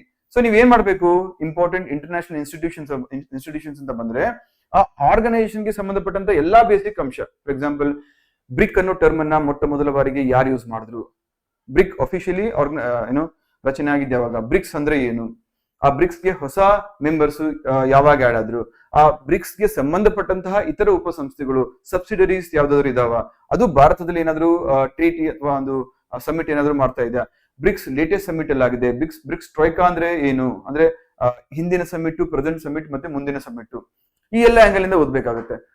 Members, objective, founding document, host, India linkage, right. ಅದ್ರ ಜೊತೆ ಕರ್ನಾಟಕ ಲಿಂಕೇಜ್ ಇದ್ರೆ ಇನ್ನೂ better. Next schemes, for every scheme revise ministry, department, beneficiary, eligibility, benefit, funding pattern, portal, ಆಮೇಲೆ ಜಿಯೋಗ್ರಫಿಕಲ್ ಸ್ಕೋಪ್ ಯಾರಿಗೆ ಅಪ್ಲಿಕೇಬಲ್ ಆಗುತ್ತೆ, ಇದೇ ಪ್ಯಾಟರ್ನ್ ಫಾಲೋ ಮಾಡಿ ನೀವು. ನೆಕ್ಸ್ಟ್ ಅವಾರ್ಡ್ಸ್ ಮತ್ತೆ ಇಂಡೈಸಸ್ ಅಂದ್ರೆ ಸೂಚ್ಯಂಕಗಳು, ವರದಿಗಳು ಅಂತ ಬಂದಾಗ ಪಬ್ಲಿಷರ್, ಅವಾರ್ಡಿಂಗ್ ಬಾಡಿ, ಆಮೇಲೆ ಯಾವ ಎಡಿಷನ್, ಯಾವ ಇಯರ್, ಥೀಮು, ಇಂಡಿಯಾದ ರ್ಯಾಂಕ್, ಕ್ಯಾಟಗರಿ ಎಲ್ಲ ಬೇಕಾಗುತ್ತೆ. For example latest India's rank in human development index. ಆಮೇಲೆ ನೀವು 2014-17 ಕೇಳಿದ್ರು, ಈ ಬ್ರಿಕ್ಸ್ ಅನ್ನ ಇಂಡಿಯಾ ಜೊತೆ ಅಸೋಸಿಯೇಟ್ ಮಾಡಿ as part of BRICS India human development index ಅಂತ ಬಂದಾಗ ಯಾವ ಒಂದು ಸ್ಟೇಜ್ ಅಲ್ಲಿ ಇದೆ ಅಂತ ಹೇಳ್ಬಿಟ್ಟು ಅಮಂಗ್ ಬ್ರಿಕ್ಸ್ ಕಂಟ್ರೀಸ್. ಸೊ ಈ ರೀತಿ ನೀವು ಅಡ್ವಾನ್ಸ್ಡ್ ಆಗಿ ಓದ್ಬೇಕಾಗುತ್ತೆ. ಅರ್ಥ ಆಗ್ತದೆ ಅಲ್ಲ? ಸುಮ್ನೆ ಕರೆಂಟ್ ಅಫೇರ್ಸ್ ಓದೋದು, ಆ ಕರೆಂಟ್ ಅಫೇರ್ಸ್ ಅನ್ನ ಈ ಕಾಂಟೆಕ್ಸ್ಟ್ ಅಲ್ಲಿ ಓದೋದು, ಎರಡರ ಮಧ್ಯೆ ವ್ಯತ್ಯಾಸ ಗೊತ್ತಾಗ್ತದೆಯಲ್ಲ. So that is what we call as smart ಮತ್ತು prime topic based preparation. So next separate ಒಂದು ಬುಕ್ ಮೇಂಟೈನ್ ಮಾಡಿ ಕರ್ನಾಟಕ ಸ್ಕೀಮ್ಸ್ಗೆ ಇಂಪಾರ್ಟೆಂಟ್ ಸ್ಕೀಮ್ಸ್ ಎಲ್ಲ ಲಿಸ್ಟ್ ಔಟ್ ಮಾಡ್ಕೊಂಡು, ಯಾಕಂದ್ರೆ ಕರ್ನಾಟಕ ಸ್ಕೀಮ್ಸ್ ಮೇಲೆ ಪ್ರಶ್ನೆ ಯಾವ ರೀತಿ ಕೇಳ್ತಾ ಇದಾರೆ KPSC ಅವರು ಅಂತ ಹೇಳಿದ್ರೆ, ಡಿಸೆಂಬರ್ ಕ್ವಶನ್ ಪೇಪರ್ ನೋಡಿದ್ರೆ ತುಂಬಾ ಸ್ಪೆಸಿಫಿಕ್ ಹೋಗಿದ್ದಾರೆ ಅಲ್ಲಿ, ತುಂಬಾ ಮೈನ್ಯೂಟ್ ಡೀಟೇಲ್ಸ್ ಹೋಗಿದ್ದಾರೆ ಅಲ್ಲಿ. ರೈಟ್. ಸೊ ಹಂಗೆ ಪ್ರತಿಯೊಂದಕ್ಕೂ ಇಲ್ಲಿ ಕೊಟ್ಟಿದ್ದೀನಿ ಯಾವ ತರ ಮಾಡ್ಬೇಕು ಅಂತ ಹೇಳ್ಬಿಟ್ಟು, ಎಲ್ಲಾ ಥೀಮ್ಸ್ಗೂ ಕೂಡ ಇದೇ ಥೀಮ್ಸ್ ಅನ್ನ ನೀವು ಫಾಲೋ ಮಾಡಿ. ರೈಟ್. ಸೊ ಈ ಬೇಸಿಸ್ ಮೇಲೆ ನಾವು ಇಲ್ಲಿ ಇಂಪಾರ್ಟೆಂಟ್ ಥೀಮ್ಸ್ ಅನ್ನ ಐಡೆಂಟಿಫೈ ಮಾಡಿದ್ರೆ ನಮಗೆ A++, A+ ಮತ್ತು A ಅಂತ 3 ಕ್ಯಾಟಗರೀಸ್ ಅಲ್ಲಿ ನಾನು ಟಾಪಿಕ್ಸ್ ಅನ್ನ ಕ್ಯಾಟಗರೈಸ್ ಮಾಡಿದ್ದೀನಿ. ಸೊ ಇಲ್ಲಿ ಮೊಟ್ಟ ಮೊದಲನೇದಾಗಿ ನ್ಯಾಷನಲ್ ಕರೆಂಟ್ ಅಫೇರ್ಸ್ ಅಂತ ಬಂದ್ರೆ ಇಂಪಾರ್ಟೆಂಟ್ ಕರೆಂಟ್ ಅಫೇರ್ಸ್ ಎಲ್ಲೆಲ್ಲಿಂದ ಬರುತ್ತೆ, ಮೇಜರ್ ಗವರ್ಮೆಂಟ್ ಸ್ಕೀಮ್ಸ್ ಮತ್ತೆ ಮಿಷನ್ಸ್, ಇದ್ರಲ್ಲಿ ಏನೇನು ಓದ್ಬೇಕು, ಯಾವ ಮಿನಿಸ್ಟ್ರಿ ಮತ್ತು ಯಾವ ಇಂಪ್ಲಿಮೆಂಟಿಂಗ್ ಏಜೆನ್ಸಿ ಇದಕ್ಕೆ ಸಂಬಂಧಪಡುತ್ತೆ, ಲಾಂಚ್ ಇಯರ್, ಅದರ ಉದ್ದೇಶಗಳು, ಅಂಡ್ ಫಲಾನುಭವಿಗಳು ಅಂದ್ರೆ ಟಾರ್ಗೆಟ್ ಬೆನಿಫಿಷರೀಸ್ ಯಾರು, ಫಂಡಿಂಗ್ ಪ್ಯಾಟರ್ನ್ ಹೇಗಿರುತ್ತೆ, ಸೆಂಟರ್ದು ಸ್ಟೇಟ್ 90-10, 60-40, 50-50 ಅಥವಾ 100% ಈ ತರ. ನೆಕ್ಸ್ಟ್ ಸ್ಕೀಮ್ ಕಾಂಪೊನೆಂಟ್ಸ್ ಏನೇನಿದೆ, ಮಹಿಳೆಯರಿಗೆ ಏನಾದ್ರು ಸಪರೇಟ್ ಆಗಿದೆಯಾ, ಮಕ್ಕಳಿಗೆ ಏನಾದ್ರು ಸಪರೇಟ್ ಆಗಿದೆಯಾ, ಟ್ರೈಬಲ್ ಪೀಪಲ್ಗೆ ಏನಾದ್ರು ಸಪರೇಟ್ ಆಗಿದೆಯಾ, ಆಮೇಲೆ central sector versus centrally sponsored scheme, ಅದು ಸೆಂಟ್ರಲ್ ಸ್ಕೀಮಾ ಅಥವಾ ಸೆಂಟ್ರಲಿ ಸ್ಪಾನ್ಸರ್ಡ್ ಸ್ಕೀಮಾ, ಸ್ಪಾನ್ಸರ್ಡ್ ಆಗಿದ್ರೆ ಹಿಂದೆ ಹೇಳ್ದಂಗೆ ಯಾವ ರೀತಿ ಫಂಡಿಂಗ್ ಪ್ಯಾಟರ್ನ್ ಇದೆ. ನೆಕ್ಸ್ಟ್ ರೀಸೆಂಟ್ ಅದಕ್ಕೆ ಸಂಬಂಧಪಟ್ಟಂತ ಏನಾದ್ರು ಡೆವಲಪ್ಮೆಂಟ್ಸ್ ಅಥವಾ ರೀನೇಮಿಂಗ್ ಏನಾದ್ರು ಆಗಿದ್ರೆ, ರೈಟ್, ಈ ಸಲ ಈ ರೀತಿ ಈ ಬಾರಿ ಎಂಜಿನಿಯರ್ಗೆ ರೀನೇಮ್ ಮಾಡಿದ್ರಲ್ಲ ಆ ರೀತಿ. ನೆಕ್ಸ್ಟ್ ಅದಕ್ಕೆ ಸಂಬಂಧಪಟ್ಟಂತ ಪೋರ್ಟಲ್ಸ್, ಮೊಬೈಲ್ ಅಪ್ಲಿಕೇಶನ್ಸ್ ಏನಾದ್ರು ರೀಸೆಂಟ್ ಆಗಿ ಲಾಸ್ಟ್ 2 years ಅಲ್ಲಿ ಲಾಂಚ್ ಮಾಡಿದ್ರೆ. ನೆಕ್ಸ್ಟ್ ಬಜೆಟ್ ಅಲೋಕೇಶನ್ ಮತ್ತೆ ಪರ್ಫಾರ್ಮೆನ್ಸ್ ಯಾವ ರೀತಿ ಇದೆ, ಅದರಲ್ಲಿ ಬಜೆಟ್ ಏನಾದ್ರು ಸ್ಪೆಷಲ್ ಫೋಕಸ್ ಕೊಟ್ಟು ಅಲೋಕೇಟ್ ಮಾಡಿದ್ರೆ ಅದು ಕೂಡ ಬೇಕಾಗುತ್ತೆ. Next important acts, bills, constitutional amendments, ಅದಕ್ಕೆ ಏನ್ ಬೇಕು, ಪರ್ಪಸ್ ಬೇಕು, ಮೇಜರ್ ಪ್ರೊವಿಷನ್ಸ್ ಬೇಕು, ಯಾವ ಸಚಿವಾಲಯಕ್ಕೆ ಸಂಬಂಧಪಟ್ಟಿದೆ, ಕಾನ್ಸ್ಟಿಟ್ಯೂಷನಲ್ ಆರ್ಟಿಕಲ್ಸ್ ಅದರಲ್ಲಿ ಇನ್ವಾಲ್ವ್ ಆಗಿರ್ತಕ್ಕಂಥದ್ದು. ಫಾರ್ ಎಕ್ಸಾಂಪಲ್ ಈಗ GST ಸಂಬಂಧಪಟ್ಟಂತಹ ಕಾನ್ಸ್ಟಿಟ್ಯೂಷನಲ್ ಆರ್ಟಿಕಲ್ಸ್, GST ನ ನಾವು ಎಕನಾಮಿಲಿ ಓದಿದ್ರು ಕೂಡ ಅದರಲ್ಲಿ ಇರ್ತಕ್ಕಂಥ ಕಾನ್ಸ್ಟಿಟ್ಯೂಷನಲ್ ಆರ್ಟಿಕಲ್ಸ್ ಬೇಕಾಗುತ್ತೆ. ನೆಕ್ಸ್ಟ್ ಚೇಂಜಸ್ ಫ್ರಮ್ ಅರ್ಲಿಯರ್ ಲಾ, ಈಗ ಕ್ರಿಮಿನಲ್ ಲಾಸ್ ಅನ್ನ ರೀಪ್ಲೇಸ್ ಮಾಡಿದ್ರಲ್ಲ ಆ ರೀತಿ. ನೆಕ್ಸ್ಟ್ ಕಾನೂನನ್ನ ಇಟ್ಕೊಂಡು ಹೊಸದಾಗಿ ನೋಟಿಫೈ ಮಾಡಿದಂತಹ ರೂಲ್ಗಳು. Next Supreme Court observations, recent implementation issues, ಅದೇ ರೀತಿ ಸುಪ್ರೀಂ ಕೋರ್ಟ್ ಜಜ್ಮೆಂಟ್ಸ್. ಈ ಸೆಕ್ಟರ್ ಅಲ್ಲಿ ಕಳೆದ 2-3 ವರ್ಷಗಳಲ್ಲಿ ಸುಪ್ರೀಂ ಕೋರ್ಟ್ ಜಜ್ಮೆಂಟ್ ಏನಾದ್ರು ಬಂದಿದ್ರೆ ತಪ್ಪದೇ ಓದಬೇಕಾಗುತ್ತೆ. Fundamental rights, reservation, gender and transgender rights, privacy in data protection, freedom of speech, electoral reforms, environment, federalism, governors powers, anti defection and constitutional validity of legislation. ಈಗ for example ಯಾವ ರೀತಿ connect ಮಾಡಬೇಕು, constitutional validity of legislation. ಕರ್ನಾಟಕದ 56% reservation court ಅಲ್ಲಿ ಏನಿದೆ ಅಲ್ವಾ, it comes under this thing. So high court ಏನ್ ಹೇಳುತ್ತೆ ಗಮನ ಇಟ್ಟು ನೋಡಿ. ಆಂಟಿ ಡಿಫೆಕ್ಷನ್ ಆಪ್ ಇಂದ ಬಂದಿರೋದು ಅದು ಬರುತ್ತೆ. ಗವರ್ನರ್ಸ್ ಪವರ್ಸ್, ರೀಸೆಂಟ್ ಆಗಿ ಕರ್ನಾಟಕದಲ್ಲಿ ಮತ್ತೆ ತಮಿಳುನಾಡಲ್ಲಿ ಸ್ವಲ್ಪ ಇಶ್ಯೂಸ್ ಆಯ್ತಲ್ಲ, ಗವರ್ನರ್ಸ್ ಕೆಲವೊಂದಿಷ್ಟು ಬಿಲ್ಸ್ಗೆ ಏನು ಅಸೆಂಟ್ ಕೊಡ್ಲಿಲ್ಲ. ಆಮೇಲೆ ಗವರ್ನರ್ ಏನ್ ಮಾಡಿದ್ರು, ಕೆಪಿಎಸ್ಸಿ ಚೇರ್ಮನ್ ಅನ್ನ ಸಸ್ಪೆಂಡ್ ಮಾಡ್ಲಿಕ್ಕೆ ರೆಕಮೆಂಡ್ ಮಾಡಿದ್ರು. ಸೊ ಅದನ್ನ ಪ್ರಶ್ನೆ ಮಾಡಿ ಚೇರ್ಮನ್, ಕೆಪಿಎಸ್ಸಿ ಚೇರ್ಮನ್ ಏನಾದ್ರು ಹೈಕೋರ್ಟ್ ಹೋದ್ರು, ನೀವು ಯಾವ ಆಧಾರದ ಮೇಲೆ ನನ್ನ ಸಸ್ಪೆಂಡ್ ಮಾಡ್ತಾ ಇದ್ರೆ, you do not have that powers ಅಂತ ಹೇಳಿದ್ರು. ರೈಟ್, ಅವೆಲ್ಲವೂ ಇದ್ರಲ್ಲಿ ಬರುತ್ತೆ. ನೆಕ್ಸ್ಟ್ ಫೆಡರಲಿಸಮ್ ಯಾಕೆ ರೀಸೆಂಟ್ಲಿ ಮೋದಿ ಅವರು ಬಂದಿದ್ರು ಮೈಸೂರಲ್ಲಿ, ಅವರು ಇನಾಗ್ರೇಷನ್ ಬಂದಾಗ ಸ್ಟೇಜ್ ಮೇಲೆ ಸಿಎಂ ಡಿ ಕೆ ಶಿವಕುಮಾರ್ ಅವರು ಮಾತಾಡ್ತಾ ನಮ್ಮ ಸ್ಟೇಟ್ಗೆ ಸ್ವಲ್ಪ ಫಂಡ್ಸ್ ಅನ್ನ ಜಾಸ್ತಿ ಕೊಡಿ, ಬ್ರದರ್ ತರ ಟ್ರೀಟ್ ಮಾಡಿ ಅಂತ ಹೇಳಿದ್ರು. ಅದೇ ರೀತಿ ಅವರು ತೆಲಂಗಾಣಕ್ಕೆ ಹೋದಾಗ ಅಲ್ಲೂ ಕೂಡ ಅಲ್ಲಿ ಸಿಎಂ ರಿಕ್ವೆಸ್ಟ್ ಮಾಡಿದ್ರು. ಅವಾಗ ಮೋದಿ ಹೇಳಿದ್ರು, ಬಜೆಟ್ ಪ್ರಕಾರ ಅಥವಾ ಗುಜರಾತ್ ನಾನು ಯಾವ ರೀತಿ ಫಂಡಿಂಗ್ ಕೊಟ್ಟಿದ್ದೆ ಆ ತರ ನಿಮಗೆ ಕೊಡಕ್ ಹೋದ್ರೆ ಓವರ್ ಆಲ್ ಅಲೋಕೇಶನ್ ಕಡಿಮೆ ಆಗುತ್ತೆ ಅಂತ ಹೇಳಿದ್ರು. ರೈಟ್, ಇವೆಲ್ಲ ಇದ್ರಲ್ಲಿ ಬರುತ್ತೆ. ಸೊ ಹಿಂಗೆ ನೀವು ಕರೆಂಟ್ ಡೇಟಾ ಅಥವಾ ಕರೆಂಟ್ ಅಫೇರ್ಸ್ ಅನ್ನ ಈ ರೀತಿ ಲಿಂಕ್ ಮಾಡ್ಬೇಕಾಗುತ್ತೆ. So that becomes effective preparation. ಇದು ಕೇಳಲಿಕ್ಕೆ ಕಷ್ಟ ಅನ್ಸ್ಬೋದು, ಬಟ್ ಆಕ್ಚುಲ್ ಆಗಿ ಇದೇ ಈಸಿಯರ್ ಫಾರ್ಮ್ ಆಫ್ ಪ್ರಿಪರೇಷನ್. ಯಾವ್ದೋ ಒಂದು 100-200 ಪೇಜಿನ ಡಾಕ್ಯುಮೆಂಟ್ ತಗೊಂಡು ನೀವು ಓದ್ತಾ ಕೂತ್ಕೊಳ್ಳೋದು ಏನ್ ದೊಡ್ಡ ಮಾತಲ್ಲ. ಬಟ್ ಅದನ್ನ ಓದಿ ಅರ್ಥ ಮಾಡ್ಕೊಂಡು ಆರ್ಗನೈಸ್ಡ್ ಫಾರ್ಮೆಟ್ ಅಲ್ಲಿ ತಲೆ ಇಟ್ಕೊಳ್ಳೋದು ಕಷ್ಟ ಆಗುತ್ತೆ. ಬಟ್ ಈ ರೀತಿ ಓದಿದಾಗ ಅದನ್ನ ನಿಮ್ಮ ರೀಡಿಂಗ್ ಅನ್ನ ಫನ್ ಆಗು ಮಾಡಬಹುದು, ಮತ್ತೆ ಮ್ಯಾಕ್ಸಿಮಮ್ ರಿಕಾಲ್ ಮತ್ತೆ ರಿಟೈನ್ ಮಾಡ್ಕೊಳ್ಳೋದ್ರಲ್ಲೂ ಕೂಡ ನೀವು ಸಕ್ಸಸ್ಫುಲ್ ಆಗ್ಬಹುದು.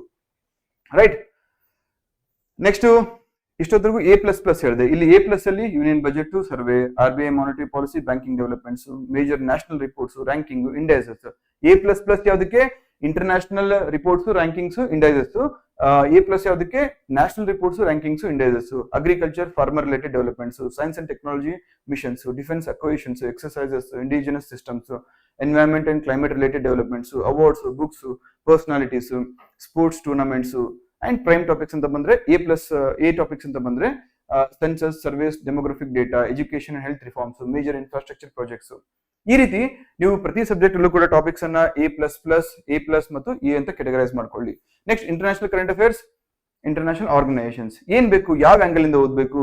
Establishment, headquarters, membership, objectives, organisational structure ಅಂದ್ರೆ ಅದರ ರಚನೆ, ಆಮೇಲೆ ಅದರ ಪ್ರಮುಖ ವರದಿಗಳು, ಇತ್ತೀಚಿನ ಶೃಂಗಸಭೆಗಳು, ಭಾರತದ ಪಾತ್ರ ಮತ್ತು ಹೊಸ ಸದಸ್ಯರು ಅಥವಾ ವಿಸ್ತರಣೆ ಆಗಿದ್ರೆ ಅದಕ್ಕೆ ಸಂಬಂಧಪಟ್ಟಂತ ಮಾಹಿತಿ, ಮತ್ತು ಅಥವಾ ಅದರ ಅಧ್ಯಕ್ಷತೆ ಅಥವಾ ಚೇರ್ಮನ್ಶಿಪ್ ಈಗ ಯಾವ ಕಂಟ್ರಿಗೆ. For example latest BRICS chairmanship ಭಾರತಕ್ಕೆ ಸಿಕ್ಕಿದೆ ಅಲ್ವಾ.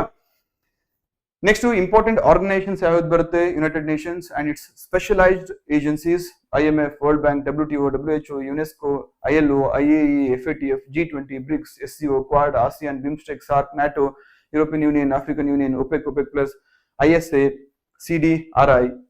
ಅರ್ಥ ಆಗ್ತದ್ಯಾ? ಸೊ ಸುಮಾರು ಜನ ಏನ್ ಮಾಡ್ತೀರಾ, PDF ಸರ್ಚ್ ಮಾಡ್ತೀರಾ, ಯಾವ್ದೋ ಒಂದು ಇನ್ಸ್ಟಿಟ್ಯೂಷನ್ ರಿಲೀಸ್ ಮಾಡಿರುತ್ತೋ ಏನೋ UPSC-ಗೋಸ್ಕರ ಅಥವಾ ಬೇರೆ ಎಕ್ಸಾಮ್ಸ್ಗೋಸ್ಕರ. ಅದ್ರಲ್ಲಿ ಹೆಂಗಿರ್ತಾವ ಅಂದ್ರೆ ನಾನು ನೋಡಿದೀನಿ 50-100 ಇನ್ಸ್ಟಿಟ್ಯೂಷನ್ಸ್ ಕೊಟ್ಟಿರ್ತಾರೆ. ಎಲ್ಲ ಅರ್ಧಂಬರ್ಧ ಇರುತ್ತೆ, ಯಾವ್ದು ಕಾಂಪ್ರಿಹೆನ್ಸಿವ್ ಆಗಿರಲ್ಲ. ಈ ಕಡೆ ಓದ್ದಂಗೂ ಆಗಿರ್ಬೇಕು, ಅದು ಯೂಸ್ ಆಗಿರ್ಬಾರ್ದು, ಹಂಗಾಗುತ್ತೆ. ಆತರ ಮಾಡಕ್ ಹೋಗ್ಬಿಡಿ. ಟಾಪ್ 10 to 15 ಇನ್ಸ್ಟಿಟ್ಯೂಷನ್ಸ್ ನಲ್ಲಿ ಲಿಸ್ಟ್ ಔಟ್ ಮಾಡ್ಕೊಳ್ಳಿ. ಅದನ್ನ 360 ಡಿಗ್ರಿ ಆಂಗಲ್ ಅಲ್ಲಿ ಕವರ್ ಮಾಡಿ. 360 ಡಿಗ್ರಿ ಆಂಗಲ್ ಅಂದ್ರೆ ಮಲ್ಟಿಪಲ್ ಡೈಮೆನ್ಷನ್ಸ್ ಅಲ್ಲಿ ಕವರ್ ಮಾಡಿ. ಆ ಡೈಮೆನ್ಷನ್ಸ್ ಹೆಂಗ್ ಹುಡ್ಕೋದು? ಯಾರನ್ನು ಕೇಳಕ್ ಹೋಗ್ಬಿಡಿ. PYQs ನೋಡಿ, ಆ ಒಂದು ಸಂಸ್ಥೆಗೆ ಸಂಬಂಧಪಟ್ಟಂತೆ ಯಾವ್ಯಾವ ಆಂಗಲ್ ಅಲ್ಲಿ ಪ್ರಶ್ನೆ ಕೇಳಿದರೆ ಅರ್ಥ ಮಾಡ್ಕೊಳ್ಳಿ. ಅದ್ರ ಮೇಲೆನೆ ನೀವು ಪ್ರಿಪರೇಷನ್ ಮಾಡಿ. ಬೇರೆ ಯಾರನ್ನು ನಂಬಕ್ ಹೋಗ್ಬೇಡಿ. ಓಕೆ, ನನ್ನನ್ನು ನಂಬಕ್ ಹೋಗ್ಬೇಡಿ. ನೀವು ನಂಬೇಕಾಗಿರೋದು ಯಾವ್ದನ್ನ? PYQs. Fine. Next countries, borders, places in news.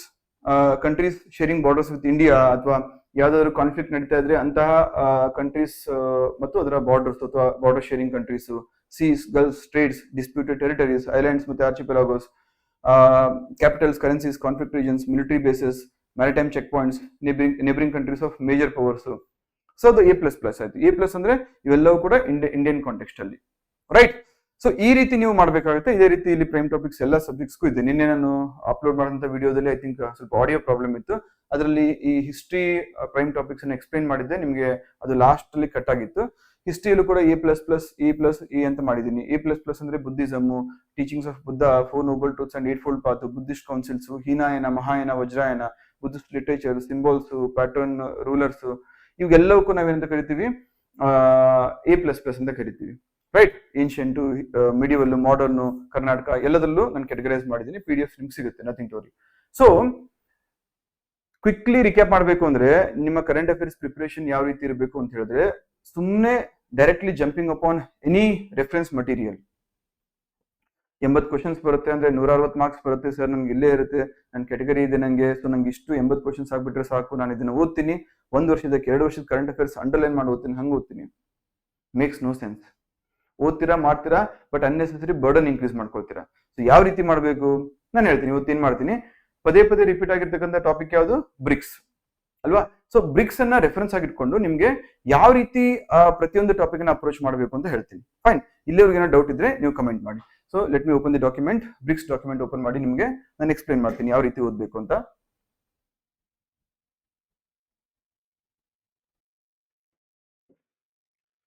So BRICS is a prime topic. ಯಾಕೆ ಇದನ್ನ ಪ್ರೈಮ್ ಟಾಪಿಕ್ ಅಂತ ಕರಿತೀನಿ ನಾನು, ಯಾಕಂದ್ರೆ 14ರಲ್ಲೂ ಬಂದಿದೆ, 17ರಲ್ಲಿ 2 ಸರಿ ಬಂದಿದೆ, ಅಂಡ್ 24ರಲ್ಲೂ ಕೂಡ ಬಂದಿದೆ. ಸೊ ಏನೇನ್ ಕೇಳಿದ್ರು, 2014ರಲ್ಲಿ ಬ್ರಿಕ್ಸ್ ಡೆವಲಪ್ಮೆಂಟ್ ಬ್ಯಾಂಕ್ ಅಂದ್ರೆ ನ್ಯೂ ಡೆವಲಪ್ಮೆಂಟ್ ಬ್ಯಾಂಕ್ ಅಂತ ಮರು ನಾಮಕರಣ ಆಗಿದೆ, ಅದ್ರ ಮೇಲೆ ಬಂದಿತ್ತು. ಸೊ ಏನ್ ಟೆಸ್ಟ್ ಮಾಡಿದ್ರು, ಬ್ರಿಕ್ಸ್ ಡೆವಲಪ್ಮೆಂಟ್ ಬ್ಯಾಂಕ್ ಬಗ್ಗೆ, ಅದರ ಒಂದು ಸಮ್ಮಿಟ್ ಮತ್ತೆ ಸಮ್ಮಿಟ್ ನಂಬರು ಮತ್ತು ಲೊಕೇಶನ್, ಎಷ್ಟನೇ ಸಮ್ಮಿಟ್ ಆಗಿತ್ತು ಮತ್ತು ಯಾವ ಸ್ಥಳದಲ್ಲಿ ಅದನ್ನ ಕಂಡಕ್ಟ್ ಮಾಡಿದ್ರು ಅಂತ ಕೇಳ್ತಾ ಇದ್ದಾರೆ. ಇದರ ಅರ್ಥ ಏನು, KPSC ನಿಮ್ಗೆ ರೀಸೆಂಟ್ ಆಗಿ ಈ ಪ್ರಮುಖ ಅಂತಾರಾಷ್ಟ್ರೀಯ ಸಂಸ್ಥೆಗಳ ಒಂದು ಶೃಂಗಸಭೆ ಅಥವಾ ಸಮ್ಮಿಟ್ ಆಗಿದ್ರೆ ಅದರ ಸ್ಥಳ ಗೊತ್ತಿರಬೇಕು, ಆ ಸಮ್ಮಿಟ್ ನಂಬರ್ ಗೊತ್ತಿರಬೇಕು, 16ನೇದ, 17ನೇದ, 18ನೇದ ಅಂತ ಹೇಳ್ಬಿಟ್ಟು. ನೆಕ್ಸ್ಟ್ 17ರಲ್ಲಿ ಬ್ರಿಕ್ಸ್ ಪಾಯಿಂಟ್ ಆಫ್ ವ್ಯೂ ಅಲ್ಲಿ ಹ್ಯೂಮನ್ ಡೆವಲಪ್ಮೆಂಟ್ ಇಂಡೆಕ್ಸ್ ಅಂತ ಕೇಳಿದ್ರು. ಅಂದ್ರೆ ಅಮಂಗ್ಸ್ಟ್ ಬ್ರಿಕ್ಸ್ ಕಂಟ್ರೀಸ್ ಸದಸ್ಯ ರಾಷ್ಟ್ರಗಳ ಪೈಕಿ ಭಾರತದ ಅಥವಾ ಅತಿ ಕಡಿಮೆ HDI ಅಂದ್ರೆ ಹ್ಯೂಮನ್ ಡೆವಲಪ್ಮೆಂಟ್ ಇಂಡೆಕ್ಸ್ ವ್ಯಾಲ್ಯೂ ಅನ್ನ ಹೊಂದಿರತಕ್ಕಂತಹ ರಾಷ್ಟ್ರ ಯಾವುದು ಅಂತ ಕೇಳಿದ್ರೆ ಇಟ್ ವಾಸ್ ಇಂಡಿಯಾ. ಸೊ ಆ ಆಂಗಲ್ ಅಲ್ಲಿ ಕೇಳಿದ್ರು. ಅಂದ್ರೆ ಬ್ರಿಕ್ಸ್ ಮೆಂಬರ್ಸ್ ಅಲ್ಲಿ, ಅಂದ್ರೆ ಬ್ರಿಕ್ಸ್ ಅಷ್ಟೇ ಅಲ್ಲ, ಕ್ವಾಡ್ ಆಗಿರ್ಬೋದು ಅಥವಾ ಆಸಿಯಾನ್ ಆಗಿರ್ಬೋದು, ಆಸಿಯಾನ್ ಆಫ್ ಕೋರ್ಸ್ ಇಲ್ಲ, ಸಾರ್ಕ್ ಆಗಿರ್ಬೋದು, ಈ ರೀತಿ ಬೇರೆ ಬೇರೆ ಎಲ್ಲೆಲ್ಲಿ ಇಂಡಿಯಾ ಒಂದು ಮೆಂಬರ್ ಆಗಿದೆ ಅಂತಹ ದೇಶಗಳ ಜೊತೆ comparison in terms of human development index ಆಗಿರ್ಬೋದು ಅಥವಾ ಅದರ್ ಡೈಮೆನ್ಷನ್ಸ್ ಆಗಿರ್ಬೋದು ಅದು ಕೇಳ್ತಾರೆ. 2017 ಬ್ರಿಕ್ಸ್ ಯೂತ್ ಫೋರಂ ಅಲ್ಲಿ ಪ್ರಶ್ನೆ ಬಂದಿತ್ತು. ಬ್ರಿಕ್ಸ್ ಯೂತ್ ಫೋರಂ ಹೋಸ್ಟ್ ಯಾರಾಗಿದ್ರು ಮತ್ತು ಅದರ ಸಿಟಿ ಯಾವ್ದಾಗಿತ್ತು ಅಂತ ಹೇಳ್ಬಿಟ್ಟು. 2024ರಲ್ಲಿ 16th ಬ್ರಿಕ್ಸ್ ಸಮಿಟ್ ಎಲ್ಲಿ ನಡೆದಿತ್ತು, ಹೊಸ ಮೆಂಬರ್ಸ್ ಯಾರು, ಅಂಡ್ ಔಟ್ಕಮ್ಸ್ ಏನಾಗಿತ್ತು ಅಂತ ಸ್ಟೇಟ್ಮೆಂಟ್ ಬೇಸ್ಡ್ ಕೇಳಿದ್ರು. ಇಲ್ಲೂ ಕೂಡ ನೋಡಿ ನ್ಯೂ ಡೆವಲಪ್ಮೆಂಟ್ ಬ್ಯಾಂಕ್ ಮೇಲೆ ಪ್ರಶ್ನೆ ಇದೆ. ಅಂದ್ರೆ 2014 ಏನು ಬ್ರಿಕ್ಸ್ ಡೆವಲಪ್ಮೆಂಟ್ ಬ್ಯಾಂಕ್ ಇತ್ತು ಅದರ ಕಾಂಟೆಕ್ಸ್ಟ್ ಇಲ್ಲೂ ಕೂಡ ರಿಪೀಟ್ ಆಗಿದೆ. ಸೊ ಅಲ್ಟಿಮೇಟ್ಲಿ ನಿಮ್ಗೆ ಏನ್ ಬೇಕಾಗುತ್ತೆ, summit number, year, host city, origin of BRICS institutions, member, partner, invited country, distinctions ಅಂದ್ರೆ ಯಾರಾದ್ರೂ ಹೊಸದಾಗಿ ಸದಸ್ಯ ರಾಷ್ಟ್ರಗಳನ್ನ ವೆಲ್ಕಮ್ ಮಾಡಿದ್ರೆ ಅವರ ಪಾರ್ಟಿಸಿಪೇಷನ್, ನ್ಯೂ ಡೆವಲಪ್ಮೆಂಟ್ ಬ್ಯಾಂಕ್ ಮತ್ತೆ contingent reserve arrangement, youth, academic, business, scientific forums related ಆ ಒಂದು ಸಂಸ್ಥೆಗೆ ಸಬ್ಸಿಡರೀಸ್ ಅಥವಾ ಅಂಗ ಸಂಸ್ಥೆಗಳಿದ್ರೆ ಅದರ ಸಮ್ಮಿಟ್ ಅಥವಾ ಅದಕ್ಕೆ ಸಂಬಂಧಪಟ್ಟಂತಹ ಅಂಶ ಕೂಡ ಇಲ್ಲಿ ಬೇಕಾಗುತ್ತೆ. ನೆಕ್ಸ್ಟ್ ಕಂಪ್ಯಾರಿಟಿವ್ ಡೇಟಾ, ಆಮೇಲೆ ಕರೆಂಟ್ ಚೇರ್ಮನ್ಶಿಪ್, ಥೀಮು, ಡಿಕ್ಲರೇಷನ್ ಇವು ಕೂಡ ಬೇಕಾಗುತ್ತೆ.